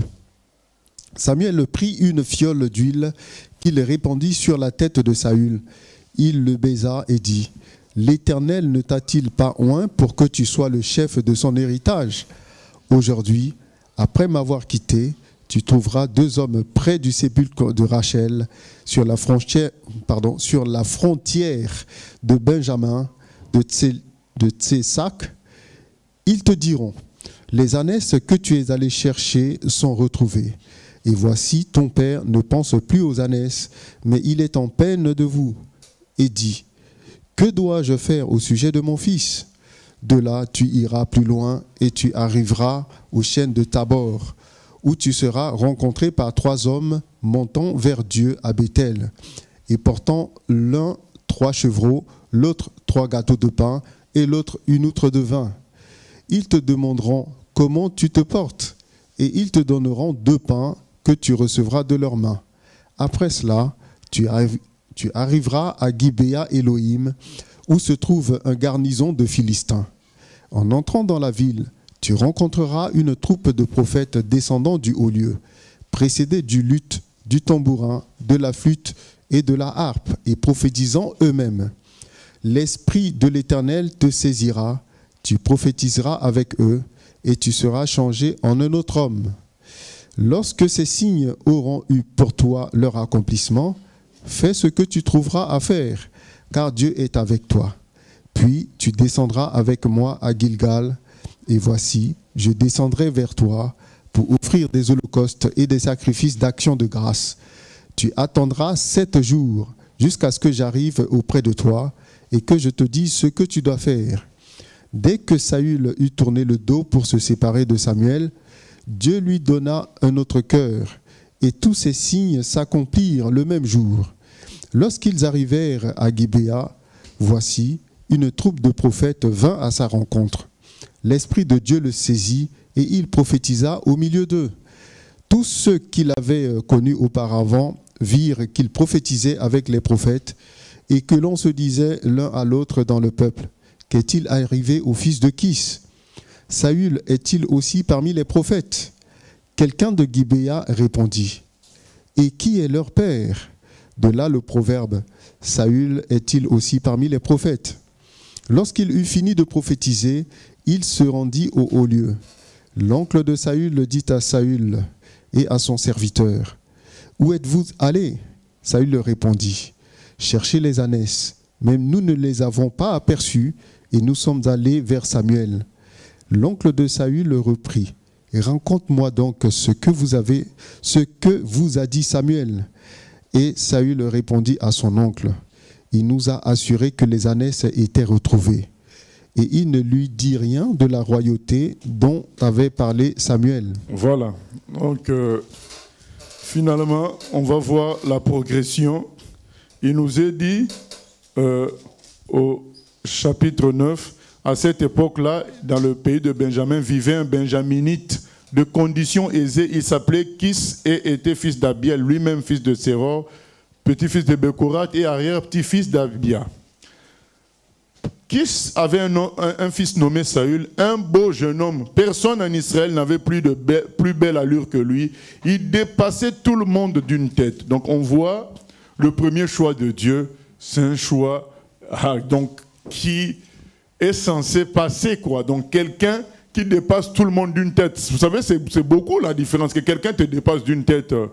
Là, au voyage retour d'Israël, on a rencontré quelqu'un qui me dépassait d'une tête. C'était impressionnant. Hein. Donc c'est juste une tête, mais tu te sens comme une fourmi. Hein. Et lui, Saül, il dépassait tout le monde. Donc le plus grand, lui, il le dépassait d'une tête, et il était le plus beau. Voilà la personne que Dieu choisit. On voit bien qu'il y a un choix lié un peu au visible. Et cependant, Dieu est bon. Dès que Samuel parle à Saül, on nous a dit qu'il a été transformé. Donc Dieu l'a touché là où en ce moment-là. Et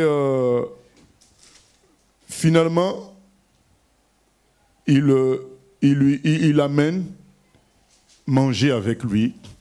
Et Dieu avait déjà montré à Samuel qu'il rencontrera le futur roi. Donc Samuel n'est pas étonné quand il voit Saül et dit « Tu me suis ». Et vous voyez la différence. Samuel, qui lui-même est dans la place la plus élevée dans le pays, mais du moment qu'il est face à Saül, il lui donne la meilleure place. Parce que c'est un homme spirituel, il sait que c'est lui que Dieu a choisi pour nous diriger. Il n'a pas discuté, il n'a pas compliqué les choses. Il a dit au cuisinier, donne-lui la part que je t'avais demandé de mettre à part. Et on nous dit qu'il a mis à la place au-dessus de tout le monde. Et lorsque Saül veut poser des questions, il lui dit, même les ânesses que tu cherches là, c'est déjà retrouvé. Dans tous les cas, toutes les ânesses du pays, est-ce que ça ne vous appartient pas? Saül a dit, ah bon, moi? Ah oui, donc Dieu t'a choisi pour t'établir le roi. Et à partir de ce moment-là, on voit que Samuel le respecte. Un petit, un jeune, lui un vieux, qui a déjà peut-être des fils plus grands que Saül, mais du moment que l'onction de Dieu repose sur le monsieur, qui va se battre contre ça? Aujourd'hui, il y a des courageux qui se battent contre l'onction de Dieu. On ne blague pas avec ça. Samuel était le mieux placé pour résister à ça. Parce que c'était la personnalité la plus haute en ce moment-là. Mais il sait que c'est Dieu qui a choisi la personne. Je m'incline. On lui réserve. Donc il a traité déjà comme son roi. C'est important de bien aimer de s'incliner devant l'onction de Dieu. Quand Dieu a oint quelqu'un dans un rôle donné, il faut s'incliner. Bien aimé, ce n'est pas seulement l'onction, c'est pas seulement être pasteur. Dieu peut oindre quelqu'un dans un autre domaine, même si c'est toi qui es son responsable. Dans ce domaine-là, tu t'inclines. Tu le laisses faire son boulot. Et parfois, ça ne va pas aller exactement avec ce que toi tu penses. Mais ce n'est pas ton domaine, c'est son domaine à lui. Ça ne veut pas dire que tu perds ton autorité, mais tu reconnais que c'est Dieu qui est en train de faire à travers la personne. Moi, je me souviens de Betsaléel. Dieu avait dit à Moïse, j'ai oint Betsaléel pour faire les ouvrages, tel ouvrage, tel ouvrage.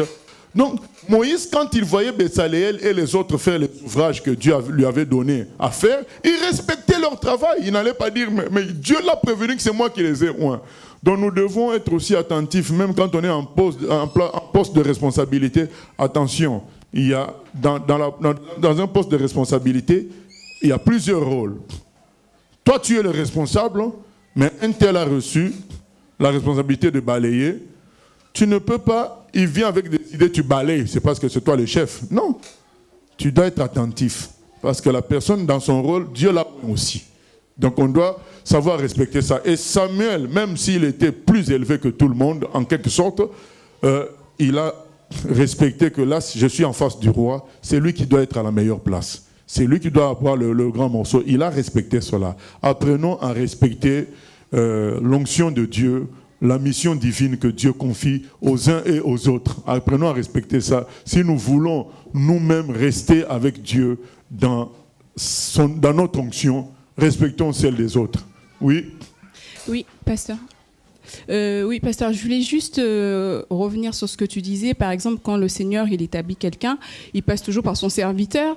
Et aujourd'hui, on voit, il y a des pasteurs, par exemple, ils vont établir une personne et peut-être après, s'il y a division ou séparation, on voit c'est les pasteurs là qui revendiquent en fait le fait que ça vienne d'eux, quoi. Ça dépend parce que l'apôtre Paul aussi a revendiqué ça, Samuel lui-même aussi a revendiqué ça quand Saül s'est mal comporté. Ça dépend dans quel sens il revendique cela. Si tu commences à jouer le grand, ignorer Dieu, oui, il peut te rappeler que, attention, tu étais rien du tout, c'est Dieu qui m'a utilisé pour te mettre là. C'est pas dans le but que lui soit supérieur à toi, mais il t'explique le passé pour que tu te ressaisisses. Mais si c'est dans l'idée, comme on avait vu en Hollande, on avait entendu en Hollande, il y a des pasteurs qui prient pour de nouveaux pasteurs, ils disent, nous prions pour vous, mais vous n'allez pas nous dépasser. Mais ça, c'est n'importe quoi. Donc ça, c'est la personne, il ne veut pas qu'on la dépasse, elle. Non, nous, on doit être prêts à ce qu'on nous dépasse. Mais moi, c'est ce qui me fera ma joie. Que je puisse faire ma sieste tranquille. Il y a des gens qui bossent. Parce que voilà, donc quand il n'y a pas beaucoup de gens, on est obligé de travailler tout le temps. Mais s'il y a beaucoup de gens, donc on a du temps aussi de repos. Mais quand les gens se comportent mal et ils commencent à se prendre pour Dieu, on peut leur rappeler le passé pour dire, mes frères, c'est toi qui fais ça. Mais toi, tu étais païen quand moi j'étais pris. Voilà, c'est dans le but qu'ils se ressaisissent. Mais ce n'est pas dans le but de dire, je te dépasse. Voilà, donc c'est ça qui... Alors, ces pasteurs-là, il faut ça dans cette logique-là, je te dépasse. Non, on n'a pas à dépasser les gens, c'est Dieu seul qui est grand. J'avais juste une autre question aussi.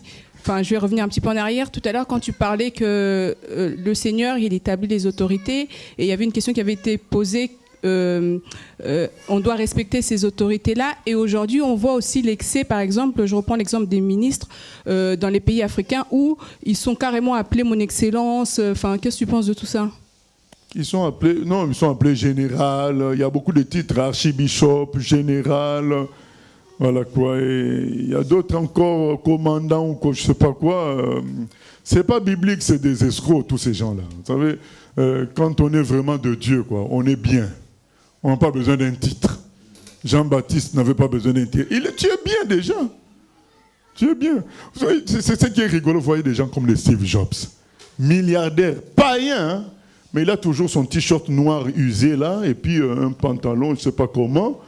Mais c'est lui qui est milliardaire. Mais vous allez venir avec vos costumes, c'est compliqué. Mais lui, il est milliardaire, il a son t-shirt noir. Est-ce que lui, il a besoin de te dire que je suis milliardaire? Tout le monde le sait. Donc quand il arrive quelque part, il est plus important qu'un président.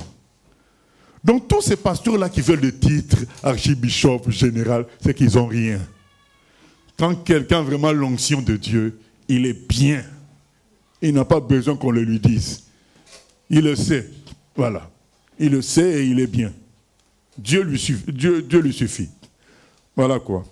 Nous continuons. Finalement, Samuel dit clairement à Saül, c'est toi le roi, que Dieu a désigné. Et Saül, comme nous venons de le dire, il ne fait pas la pub. Il ne va pas sauter, c'est moi le roi. Quand on lui pose la question, il dit non, mais il nous a dit que les ânes étaient retrouvés. Il ne parle pas de la royauté. Il est encore là humble. Il dit, ça c'est trop élevé, donc je n'en parle pas. On continue la suite. Verset 17. Verset 17. Samuel convoqua le peuple devant l'Éternel à Mitzpah, et il dit aux enfants d'Israël, « Ainsi parle l'Éternel, le Dieu d'Israël. J'ai fait monter d'Égypte Israël, et je vous ai délivré de la main des Égyptiens et de la main de tous les royaumes qui vous opprimaient. Et aujourd'hui, vous rejetez votre Dieu, qui vous a délivré de tous vos maux et de toutes vos souffrances, et vous lui dites, établis un roi sur nous. Présentez-vous maintenant devant l'Éternel, selon vos tribus et selon vos milliers. » Samuel fit approcher toutes les tribus d'Israël, et la tribu de Benjamin fut désignée. Il fit approcher la tribu de Benjamin par famille, et la famille de Matri fut désignée. Puis Saül, fils de Kis, fut désigné.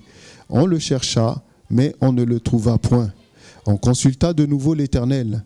« Y a-t-il encore un homme qui soit venu ici ?» Et l'Éternel dit, « Voici, il est caché vers les bagages. » On courut le tirer de là, et il se présenta au milieu du peuple. Il les dépassait tous de la tête. Samuel dit à tout le peuple, « Voyez-vous celui que l'Éternel a choisi? Il n'y a personne dans tout le peuple qui soit semblable à lui. » Et tout le peuple poussa les cris de « Vive le roi !» Samuel fit alors connaître au peuple le droit de la royauté, et il l'écrivit dans un livre qu'il déposa devant l'Éternel. Puis il renvoya tout le peuple chacun chez soi. Saül aussi s'en alla dans sa maison à Gibéa. Il fut accompagné par les honnêtes gens dont Dieu avait touché le cœur. Il y eut toutefois des hommes pervers qui disaient « Quoi ? C'est celui-ci qui nous sauvera ?» Et ils le méprisèrent et ne lui apportèrent aucun présent.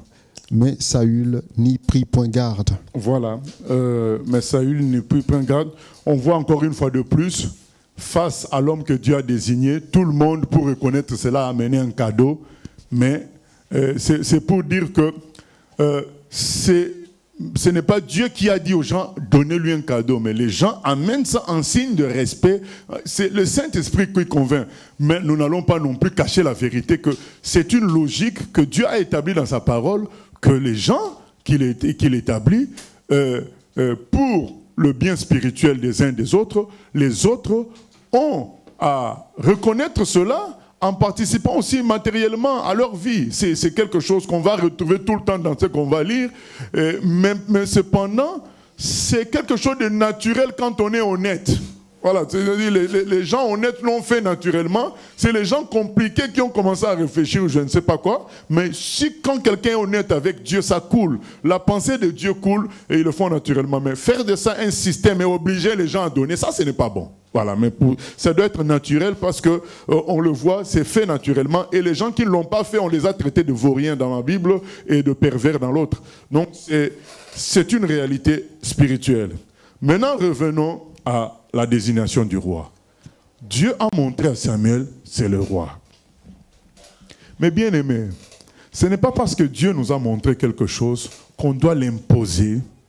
Je ne parle pas de la parole de Dieu, c'est-à-dire la vérité, tu ne mentiras pas, tu ne voleras pas.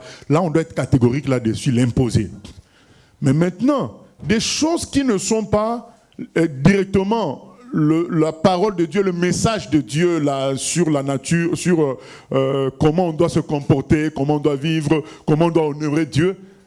Par exemple, des choses du genre, on doit déménager, ou bien on doit aller en mission en tel endroit. Ce ne sont pas des choses qu'on doit imposer aux gens. Même quand nous, on a reçu ça en vision claire et nette par un ange, on doit chercher à ce que Dieu convainc aussi les autres, même si on est amené à conduire le troupeau. Ça ne doit pas s'arrêter puisque nous, on a vu, nous, on sait. Allez, vous me suivez. Ah non, non, non, non, non. Samuel n'a pas fait ça. Samuel, malgré le fait qu'il savait que c'était Saül le roi, il lui a déjà dit, il a déjà même moins avant. Mais qu'est-ce qu'il fait pour faire accepter Saül aux autres? Il fait le tirage au sort comme d'habitude. Il commence, c'est ce qui est écrit. Samuel fit avancer verset 20. Chaque tribu d'Israël et tira au sort le Seigneur désigna la tribu de Benjamin. Il fit alors avancer chaque clan de la tribu de Benjamin et le clan de Matri fut désigné. Enfin, dans ce clan, Saül, fils de Kis, fut désigné. Donc, on voit le tirage au sort, ce n'est pas Samuel. Donc, tout le monde est témoin.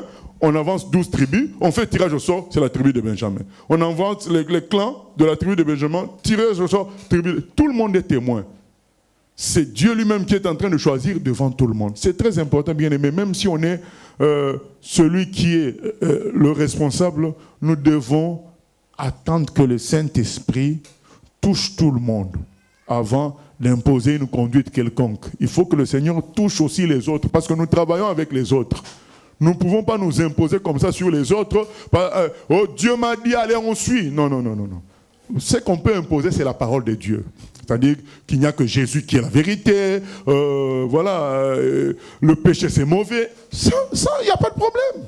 Mais tout ce qui est, on doit déménager, on doit aller en mission, on doit commencer quelque chose à tel endroit, il faut que le Seigneur aussi travaille les autres, parce qu'on travaille ensemble. On ne peut pas déplacer des familles comme ça sans que Dieu leur donne une certaine conviction. On ne peut pas... vous savez, il y a des gens qui se mettent parfois au chômage. Donc, toi, parce que tu as besoin de quelqu'un, tu lui demandes de se mettre au chômage pour faire l'œuvre de Dieu. Mais est-ce que Dieu l'a convaincu, cette personne elle-même? Non, c'est pas bon de faire des choses comme ça. Donc, quand quelque chose engage tout le monde, parce qu'ils vont avoir un roi, pour le respecter quand même, il faut qu'on ait cette conviction-là que c'est le roi désigné par Dieu. Donc Samuel, puisque tu es respecté, tu vois tout, tu vas venir là, allez, je vous montre, c'est ça, c'est lui le roi, allez, suivez-le. Non. Il a appliqué la procédure de choix que l'on retrouve ailleurs dans la Bible avant, le tirage au sort, et finalement, devant tout le monde, c'est Saül qui sort. Au point que Saül lui-même avait déjà peur, il est parti se cacher. Et quelque part, ça met aussi la paix dans l'homme de Dieu. Quand Dieu t'a dit quelque chose et que tu vois que par une autre méthode, c'est encore ça qui se montre, toi-même tu es rassuré. Ah, c'est vraiment Dieu qui m'a montré. Dieu t'a dit quelque chose, après tu vois que le frère aussi qui est concerné, avec qui tu dois faire la chose, lui aussi vient te dire ça, tu dis ah, je ne me suis pas trompé. Mais vouloir jouer au chef en disant Dieu m'a dit, allez, tout le monde suit, ce n'est pas biblique. Il faut que le Saint-Esprit touche aussi les autres. Je n'ai pas dit que touche les autres en même dimension que nous. On ne peut pas être touchés, nous tous, à la même dimension. Mais qu'ils aient une part d'être touchés aussi pour qu'on travaille ensemble tranquillement. C'est très important, bien aimé. On ne doit pas, quand on travaille en collaboration, jouer au chef et imposer tout et n'importe quoi aux autres parce qu'un ange nous a parlé. Non, il faut, si vraiment on veut être aussi rassuré sur le fait que c'est Dieu qui nous a dit, mais que Dieu lui aussi touche les autres. Et j'ai l'habitude de dire aux gens, avant d'établir quelqu'un dans un poste, il faut qu'on voit déjà en lui, il y a ça. Il y a des moments où Dieu nous montre des visions sur les gens, mais ça ne suffit pas. Il faut qu'on voit que Dieu a commencé déjà à travailler aussi dans la personne. Et comme ça coïncide. Mais toi, juste une vision que Dieu te montre. Je ne dis pas que la vision est mauvaise, mais il ne faut pas être dans la précipitation. Il faut attendre que Dieu aussi touche les autres afin que ça coule. Hein. Il faut que les choses coulent, il faut que ça se tienne. Et c'est bien toujours quand on travaille en collaboration que les autres aussi soient touchés. pour que on travaille bien. Et c'est ce que Samuel a fait. Voilà, nous bénissons le Seigneur. Et d'ailleurs, ça s'est révélé exactement être cette personne-là. Oui? Je me posais juste une question par rapport à ce que tu disais. Un berger, par exemple, il n'est pas obligé d'être soutenu par les autres pour pouvoir donner une direction. C'est ce que je suis en train de dire. Si c'est une direction qui va amener les autres aussi à travailler, il faut que Dieu aussi les touche. Je ne dis pas que soutenir, dire nous te soutenons, mais Dieu aussi se manifeste que c'est lui qui fait les choses. Parce qu'après tout, c'est l'œuvre de Dieu. Non, je ne comprends pas. Parce que, par exemple, si toi, tu as la vision, par exemple, je te donne un exemple pour la Normandie, sauver la Normandie. La vision, c'est toi qui la reçois. Nous, on ne la reçoit pas. Oui, mais il faut que Dieu vous touche aussi dans cette vision-là. C'est-à-dire, on va contribuer. Oui, mais comment il va nous toucher? Il faut que toi, tu en parles pour que derrière, le travail se fasse. Oui, maintenant, quand on en parle pour attaquer, les autres doivent attaquer avec toi. Il faut qu'ils soient touchés. Donc, pendant qu'on en parle, eux aussi, ils sont touchés. C'est là qu'on attaque ensemble. Sinon, il y aura... j'en parle, vous n'êtes pas touchés. Dès qu'il y aura un petit problème... Ah, ça, c'est lui qui avait reçu. Nous, on n'a même pas vu tout ça. Hein. Donc, il se prend pour qui? Voilà. Donc, pour que ça se passe bien, il faut que Dieu touche aussi les autres. Comme ça, on ne dira pas, ah, c'est lui. Non, nous tous, on a vu que c'est Dieu qui nous conduisait. Voilà. C'est pas lui. Lui, il a reçu. Nous, on a confirmé dans nos cœurs. Et on travaille ensemble, nous considérons que c'est Dieu. Donc, s'il y a un problème, nous voyons avec qui? Avec Dieu. On ne va pas attaquer l'homme. Et donc, Samuel a pris cette précaution-là. Il a pris cette précaution que Dieu lui-même montre que ça vient de lui. Il pouvait dire... Parce qu'on l'a vu, il a pris la liberté de dire à Saül directement, c'est Dieu qui t'établit roi. Donc il n'a pas douté de ce que Dieu lui a montré. D'ailleurs, on a bien vu que tous les signes qu'il avait donnés, ça s'est accompli. Mais ça, c'est la gestion, c'est les ressources humaines, spirituelles. C'est pas parce que je sais que c'est Dieu que je dois l'imposer à tout le monde. Je sais que c'est Dieu, je peux en parler, mais le travail, pour que ça se fasse bien, il faut que Dieu touche tout le monde aussi. Dieu touche un minimum qui vont accompagner ce travail-là. Sinon, ça ne marchera pas. Donc c'est très important d'avoir toujours cette humilité-là, de laisser Dieu travailler chez les autres quand on est en collaboration. C'est très important. Oui, chapitre 11. Chapitre 11. Nakash, l'Ammonite, vint assiéger Jabès en Galade. Tous les habitants de Jabès dirent à Nakash, traite alliance avec nous et nous te servirons. Mais Nakash l'Ammonite leur répondit, je traiterai avec vous à la condition que je vous crève à tous l'œil droit et que j'imprime ainsi un opprobre sur tout Israël. Les anciens de Jabès lui dirent, accorde-nous une trêve de 7 jours afin que nous envoyions des messagers dans tout le territoire d'Israël, et s'il n'y a personne qui nous secourt, nous nous rendrons à toi. Les messagers arrivèrent à Gibéa de Saül et dirent ces choses aux oreilles du peuple. Et tout le peuple éleva la voix et pleura. Et voici, Saül revenait des champs derrière ses bœufs, et il dit, qu'a donc le peuple pour pleurer? On lui raconta ce qu'avaient dit ceux de Jabès. Dès que Saül eut entendu ces choses, il fut saisi par l'Esprit de Dieu et sa colère s'enflamma fortement. Il prit une paire de bœufs et les coupa en morceaux qu'il envoya par les messagers dans tous les territoires d'Israël en disant « Quiconque ne marchera pas à la suite de Saül et de Samuel aura ses bœufs traités de la même manière. » La terreur de l'Éternel s'empara du peuple qui se mit en marche comme un seul homme. Saül en fit la revue à Bézek. Les enfants d'Israël étaient 300 000 et les hommes de Juda 30 000. Ils dirent aux messagers qui étaient venus, vous parlerez ainsi aux habitants de Jabès en Galate. Demain, vous aurez du secours quand le soleil sera dans sa chaleur. Les messagers portèrent cette nouvelle à ceux de Jabès qui furent remplis de joie. Et ils dirent aux Ammonites, demain, nous nous rendrons à vous et vous nous traiterez comme bon vous semblera. Le lendemain, Saül divisa le peuple en 3 corps. Ils pénétrèrent dans le camp des Ammonites à la veille du matin, et ils les battirent jusqu'à la chaleur du jour. Ceux qui échappèrent furent dispersés, et il n'en resta pas 2 ensemble. Le peuple dit à Samuel, « Qui est ce qui disait, Saül régnera-t-il sur nous? Livrez ces gens, et nous les ferons mourir. » Mais Saül dit, « Personne ne sera mis à mort en ce jour, car aujourd'hui l'Éternel a opéré une délivrance en Israël. » Et Samuel dit au peuple, « Venez et allons à Gilgal pour y confirmer la royauté. » Tout le peuple se rendit à Gilgal, et ils établirent Saül pour roi devant l'Éternel à Gilgal. Là, ils offrirent des sacrifices d'action de grâce devant l'Éternel. Et là, Saül et tous les hommes d'Israël se livrèrent à de grandes réjouissances. Voilà. Nous sommes dans la royauté qui commence. Et le Seigneur a désigné Samuel et Saül par Samuel d'abord, personnellement. Ça nous permet de comprendre le processus de Dieu. Dieu te parle d'abord individuellement. C'est toi le roi. Il commence par toi d'abord. Ça peut être quelqu'un qui te le dit, ça peut être dans ton cœur. Il commence par te montrer qui tu es pour lui dans ce moment-là.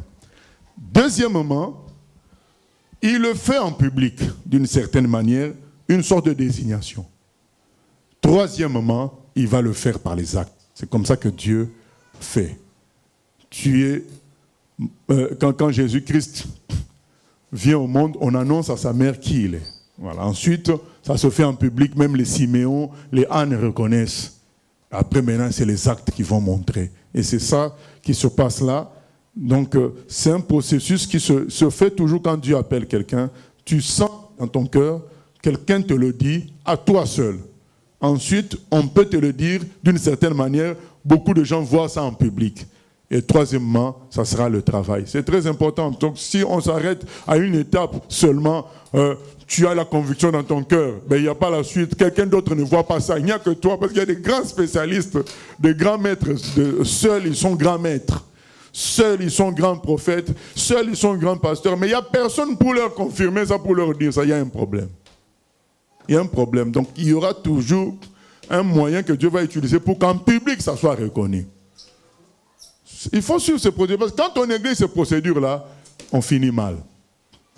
Comment savoir c'est de Dieu? D'abord, quelqu'un te le dira à toi. Quelqu'un te le dira. Toi-même, seul, on te le dit. Ensuite, on te le dit d'une certaine manière en public, les gens voient. Et en troisième lieu, les œuvres. Dieu va défendre que c'est lui qui t'a envoyé par les œuvres que tu vas produire. Négliger ces étapes, ça amène les gens à finir très très mal, à bricoler, à inventer des choses. Dieu respecte les gens qu'il a appelés avant nous. Il va faire en sorte que ce soit eux qui nous le disent aussi. S'il n'y a pas des gens qui sont venus avant nous qui nous le disent clairement, et nous nous lançons comme ça, on finira mal. Il faut faire très attention.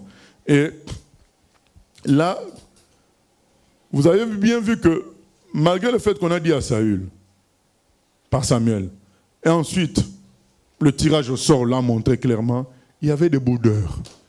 Il y a des gens qui ont dit, oh, c'est pas ce petit-là qui va nous diriger. C'est n'importe quoi tout ça.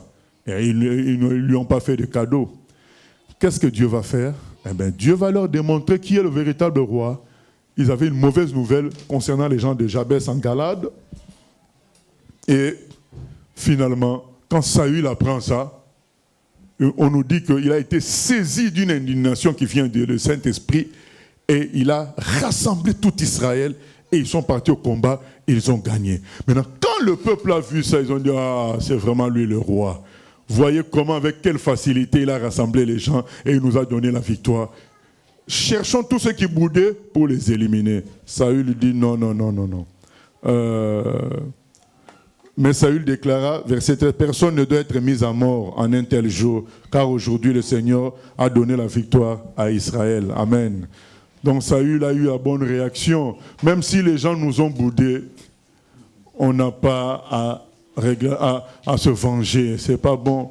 contentons-nous du fait que Dieu nous a justifiés, que ça soit cela qui nous fasse la joie, pas le fait que, pas se venger des gens qui nous ont boudé, dire, ah, vous avez vu, hein, vous avez... Non, c'est pas bon, c'est pas... Dieu nous a justifiés, que cela nous suffise. Dieu a justifié Saül, et ça a été une grande joie ce jour-là. On voit les étapes d'établissement avec Dieu. Et puis il y a un terme qui est là, verset 14. Ensuite Samuel dit aux Israélites, venons, allons au Gilgal. Et dans la Bible de l'Ancien, c'est dit à Gilgal. Au fait, Gilgal, ce n'est pas un lieu comme une ville fixe. Au fait, c'est une forme d'installation que les enfants d'Israël faisaient dans les endroits où ils s'établissaient. Ils faisaient une sorte de sanctuaire qu'on appelait Gilgal. Pendant longtemps, on a cru que c'était une ville. Et ça a créé des problèmes aux gens qui lisaient la Bible parce qu'ils avaient l'impression que ça se trouvait à plusieurs endroits. Comment une ville peut se trouver à plusieurs endroits? C'est dernièrement que les recherches ont montré que finalement, et je suis d'accord avec le langage qui est utilisé ici, au Gilgal, on n'a pas dit à Gilgal. Donc on voit bien que peut-être cette version-là a été faite après ces découvertes-là. Donc on a compris que Gilgal c'était une forme, nous on a visité ça l'année passée, pas cette année, l'année passée on a vu la forme, ça a la forme d'une plante de pied. Donc ça rejoint un peu, hein, c'est des morceaux de pierre qu'on a fait comme une plante de pied. Ça rejoint un peu le verset qui dit « Tout lieu que foulera la plante de tes pieds, je te le donne en possession ». Donc on a compris par un chercheur israélien qui avait fait la marche pour chercher les Gilgal dans tout Israël. Il en a trouvé plusieurs et il a compris que ce n'était pas une ville, c'était plutôt des lieux qu'on faisait à la forme d'un pied qu'on appelait Gilgal. Ici on dit « au Gilgal » et non pas « à Gilgal ». Voilà, donc c'est juste une parenthèse, au cas où vous trouverez plusieurs Gilgal à gauche, à droite. En fait, c'était une formation en partie de pierre pour manifester le fait que Dieu nous donne le territoire et ça devenait une sorte de sanctuaire aussi en même temps. Oui. Bonjour pasteur. Moi je voulais revenir sur ce que tu as dit, sur la confirmation, sur le choix de Dieu. C'est-à-dire que Dieu, quand il choisit quelqu'un, il faut qu'il y ait d'autres personnes qui puissent confirmer le choix. Mais comment discerner cela? Parce qu'aujourd'hui, on voit, il y a beaucoup d'idolâtrie. Que quelqu'un peut se dire pasteur, lui il a reçu, il se dit pasteur, mais autour de lui, il suffit qu'il explique un verset biblique ou explique quelque chose. Tout le monde va l'appeler pasteur. Non, ce n'est pas des gens, c'est les aînés. Ce n'est pas les gens, tout le monde. Parce que là tu peux te faire des supporters. Justement, il y a parfois... Tu prophétises de bonnes choses à 2 ou 3 personnes, et eux, ils te nomment. Non, on dit les gens qui ont travaillé avant toi, qu'ils voient ça. C'est ce qui s'est passé avec... Il arrive aussi qu'il y a des gens qui étaient là avant.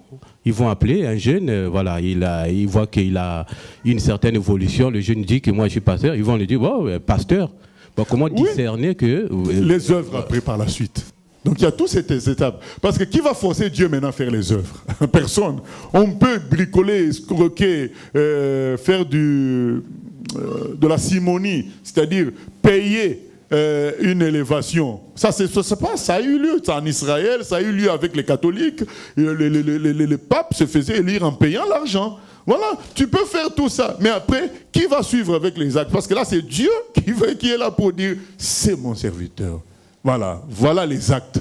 Et des gens comme Nicodème, un pharisien, il vient la nuit voir Jésus et dit, c'est clair que c'est Dieu qui t'a établi parce que personne ne peut faire les miracles que tu fais si ça vient de Dieu. Voilà. Donc il y aura des gens, des anciens qui reconnaîtront, pas parce qu'eux ils ont décidé de les reconnaître, mais par tes œuvres. Ils reconnaissent là. C'est ce que... Là maintenant les gens disent non. Pourquoi les gens avaient boudé? C'est vraiment l'homme de Dieu. Regardez ce qu'il a fait là. Voilà. C'est ça. Donc toutes ces étapes-là doivent être réunies. Toutes ces étapes. Donc il faut d'abord que Dieu te parle à toi, mais il doit parler aussi à des aînés qui vont confirmer cela, et il va le confirmer d'une manière publique, et les œuvres plus tard montreront que c'est Dieu qui est derrière cette affaire. Donc que tout cela soit respecté, bien aimé, même si tu as vu un ange te dire quelque chose, tu dois attendre que tes aînés aussi te disent la même chose. Tu dois attendre. C'est très important. Respectons cette procédure-là, sinon on risque de démarrer au mauvais moment. Oui. Donc ça veut dire il ne faut pas juger trop tôt quand une personne se dit pasteur ou, je sais pas, il se fait un titre. Parce qu'il faut les œuvres, c'est pas tout de suite. Les œuvres, il faut du temps. Non, donc, mais il y a dire et dire. Par exemple, quand Joseph vient raconter son songe, il n'a pas dit « je suis le roi ». Il a dit « le songe ». Mais quand quelqu'un de lui-même dit « je suis ça », il y a un problème déjà. Là, c'est pas Saül qui a dit qu'il était ça. C'est Samuel qui lui dit que tu es le roi. D'ailleurs, lui-même, il fuit. Ensuite, il confirme ça en public par tirage au sort. Mais quand quelqu'un, c'est lui-même qui dit, déjà là, dès le départ, il y a un problème. Dès le départ. C'est plutôt Dieu qui va faire, comment dire ça en français, c'est Dieu lui-même qui va sortir le secret. Lui-même, donc il y a un secret sur ta vie, c'est Dieu lui-même qui sort ça par quelqu'un. Toi, tu es ça. Ah, toi-même, tu es. Peut-être tu savais ça dans ton cœur, lui, il sort le secret. Voilà. Il va faire ça. Déjà, toi-même, tu ne dois pas le dire de toi-même. C'est déjà un problème. Voilà. Si Dieu t'établit, il va sortir le secret. Un jour, quelqu'un va te le dire, et un jour, ça va se dire en public, et puis, finalement, les œuvres vont faire la différence. Parce que devant les œuvres, personne ne peut plus douter. Devant les œuvres de Jésus, donc les gens disent, ah non, quand même, l'aveugle-né a dit, mais on n'a jamais entendu que quelqu'un fait voir un aveugle-né. Quand même, soyons sérieux, ça ne peut pas être un pécheur là. Et voilà. Donc il y aura toujours des boudeurs, mais les gens verront que Dieu a fait son œuvre. Quand Élie a eu le combat avec les prophètes de Baal, Dieu a fait son œuvre, le feu est descendu du ciel. Les prophètes de Baal ne se sont pas convertis, mais ils ont été tués. Voilà. Donc le peuple a reconnu que l'Éternel était Dieu. Donc ça se montrera et qu'Élie était son serviteur. C'est très important, bien aimé. Ça, c'est des conseils gratuits. Il ne faut pas se précipiter tout seul avec une prétendue révélation de ce qu'on est. Les aînés n'ont pas confirmé. Souvent, quand on est comme ça, on se dit les aînés sont jaloux. Mais ils vont être jaloux de quoi? Voilà. Qu'est-ce qu'ils perdent à ce que toi tu sois élevé? Ils perdent rien du tout. Donc soyons sérieux. Il peut toujours y avoir des jaloux. Mais tout le monde ne peut pas être jaloux quand même. Voilà. Donc il va y avoir quand même des bons aînés. Parmi 10 aînés, il va en avoir 2 qui vont reconnaître ce que Dieu fait. Voilà. Donc même si les 8 sont jaloux, 2 ne vont pas l'être. Donc si tout seul on fait les choses, oui, on peut toujours faire bien aimé, mais la suite, ça sera une catastrophe, tôt ou tard. Ça va mal finir. Voilà, que Dieu nous aide. Nous allons nous arrêter là. Nous allons prier que le Seigneur nous préserve d'une chose. Chercher à être comme dans le monde. Avoir le succès comme les gens du monde ont le succès. Qu'on nous applaudisse. Tu es chanteur, tu veux être applaudi. Tant que les gens n'ont pas applaudi, tu n'es pas à l'aise. Tu veux animer jusqu'à ce que les gens applaudissent. Non, on n'a pas besoin. On doit adorer le Seigneur, on doit louer le Seigneur. Tu veux que les gens te disent que tu prêches bien. Pourquoi? Oui, s'il y a des erreurs à corriger, oui, il y a un aîné qui peut te dire, mais ça, il faut corriger ça. Mais ce n'est pas dans le but qu'on t'applaudisse ou que les gens disent que tu prêches bien, mais c'est juste que le but d'être un bon canal, c'est tout. Ou bien chercher à tout prix avoir des résultats financiers ou des résultats numériques. Non, non, non, non. C'est pas ce que... Le Seigneur ne nous demande pas d'être comme les gens du monde. Sinon, nous sommes déjà perdants, parce qu'eux, ils remplissent les stades, 80 000. Vous savez que moi, je suis épaté par les gens du monde. Ils payent 100 € pour un match de football à 0 degré et il pleut. Ils vont regarder le match pendant 90 minutes. Et ils ont déjà payé le transport. Imagine quelqu'un qui était parti du Havre pour aller regarder le match à Paris. Il a payé tout ce transport-là. Il a fait la distance. Il fait froid, 0 degré, il pleut en plus. Et son équipe perd. Quand je les vois, je dis, Seigneur, nous devrions les dépasser en consécration quand même. Et ils n'ont rien, mais ils se consacrent autant. C'est pour nous dire, bien aimé, ce n'est pas parce qu'il y a le nombre que la chose est valable. Ce n'est que le football, ce n'est qu'un ballon rond. Ce n'est pas le nombre, c'est le cœur transformé qui compte. L'image de Christ, les gens transformés à l'image de Christ. C'est ce que nous devons désirer et rechercher. Donc prions que le Seigneur nous préserve d'imiter le monde. De toujours demander, vous êtes combien? Vous êtes combien? Vous êtes combien maintenant, bien-aimés? Qu'est-ce que ça a à voir? On est combien? Jésus n'avait que 12 disciples à un moment donné, quand tout le monde a fui. Donc Jésus n'était pas digne. Non, C'est le travail qu'on fait qui est important. Ce n'est pas le nombre, c'est être avec le Seigneur. Joseph était tout seul en prison. Il n'était pas combien, il était tout seul. Et les autres étaient là, les autres frères unis dans le faux, dans le péché de l'avoir vendu sans dire à son père. Mais lui, il était tout seul, comme ayant perdu, mais c'était lui le gagnant. On l'a vu à la fin. Deuxièmement, bien aimé, que Dieu nous préserve de nous recommander nous-mêmes. L'apôtre Paul dit, ce n'est pas celui qui se recommande qui est approuvé, c'est celui que Dieu recommande. Prions au nom de Jésus. Seigneur, au nom de Jésus, nous venons prier que tu nous aides à ne pas chercher à tout prix à réussir comme dans le monde, à faire les choses comme dans le monde. Seigneur, tu as tes principes à toi, tu as tes façons de faire. Nous avons des prédécesseurs comme Abraham, qui était comme un échec vivant. À son âge, il n'avait pas d'enfant. Mais il a gardé la foi, que c'était toi le véritable Dieu. C'était Abraham qui devait vraiment se décourager. Mais il s'est dit non, même s'il ne m'a pas donné d'enfant pour le moment, c'est lui le véritable Dieu. Que nous apprenions à vivre en fonction de ta façon à toi et non pas la façon du monde, vouloir un roi comme dans le monde.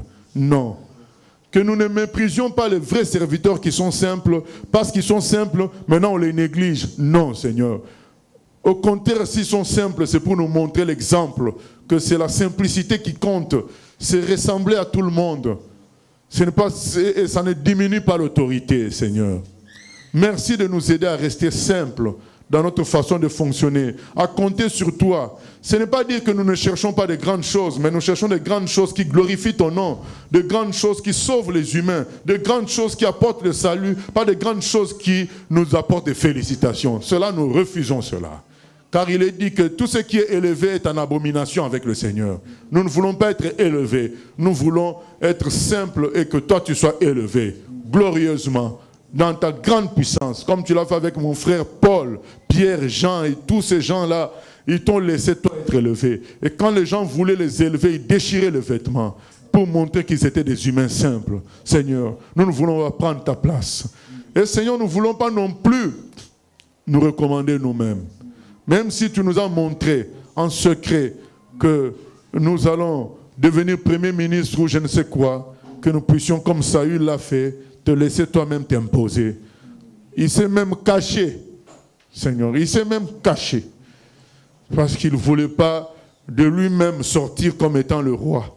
Il a laissé jusqu'au bout que toi-même tu le sortes. Seigneur, nous savons par la suite comment Saül a fini, Seigneur, mais si déjà son début est si bon, ça montre que, Seigneur, si on n'a pas un tel début, alors comment on va finir? Comment quelqu'un déjà qui a un début bon comme ça finit mal? Alors ceux qui ont un mauvais début finissent comment, Seigneur? Nous voulons prier que tu nous apprennes à nous humilier, à te laisser toi-même, Seigneur, nous exposer, toi-même nous présenter aux autres et non pas nous présenter nous-mêmes, Seigneur. Manifeste-toi, accorde-nous de vivre dans la simplicité. Même quand les gens ne nous reconnaissent pas, ils ne nous acceptent pas, que nous fassions comme Saül, que nous fassions notre travail. Et finalement, toi-même tu as démontré que tu étais avec lui. Et c'est les humains qui ont voulu le défendre. Il a même dit non, laissez tomber. On doit se réjouir de ce que Dieu fait. Un point, c'est tout. Nous prions que nous imitions de telles attitudes. À toi la gloire, la louange au siècle des siècles, au nom de Jésus. Amen. Gloire à Dieu. Amen.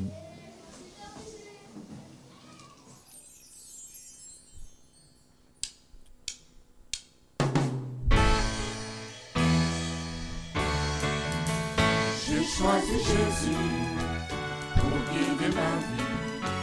Mon bien-aimé Jésus, il est à moi, je suis à lui. J'ai choisi Jésus pour guider ma vie. Mon bien-aimé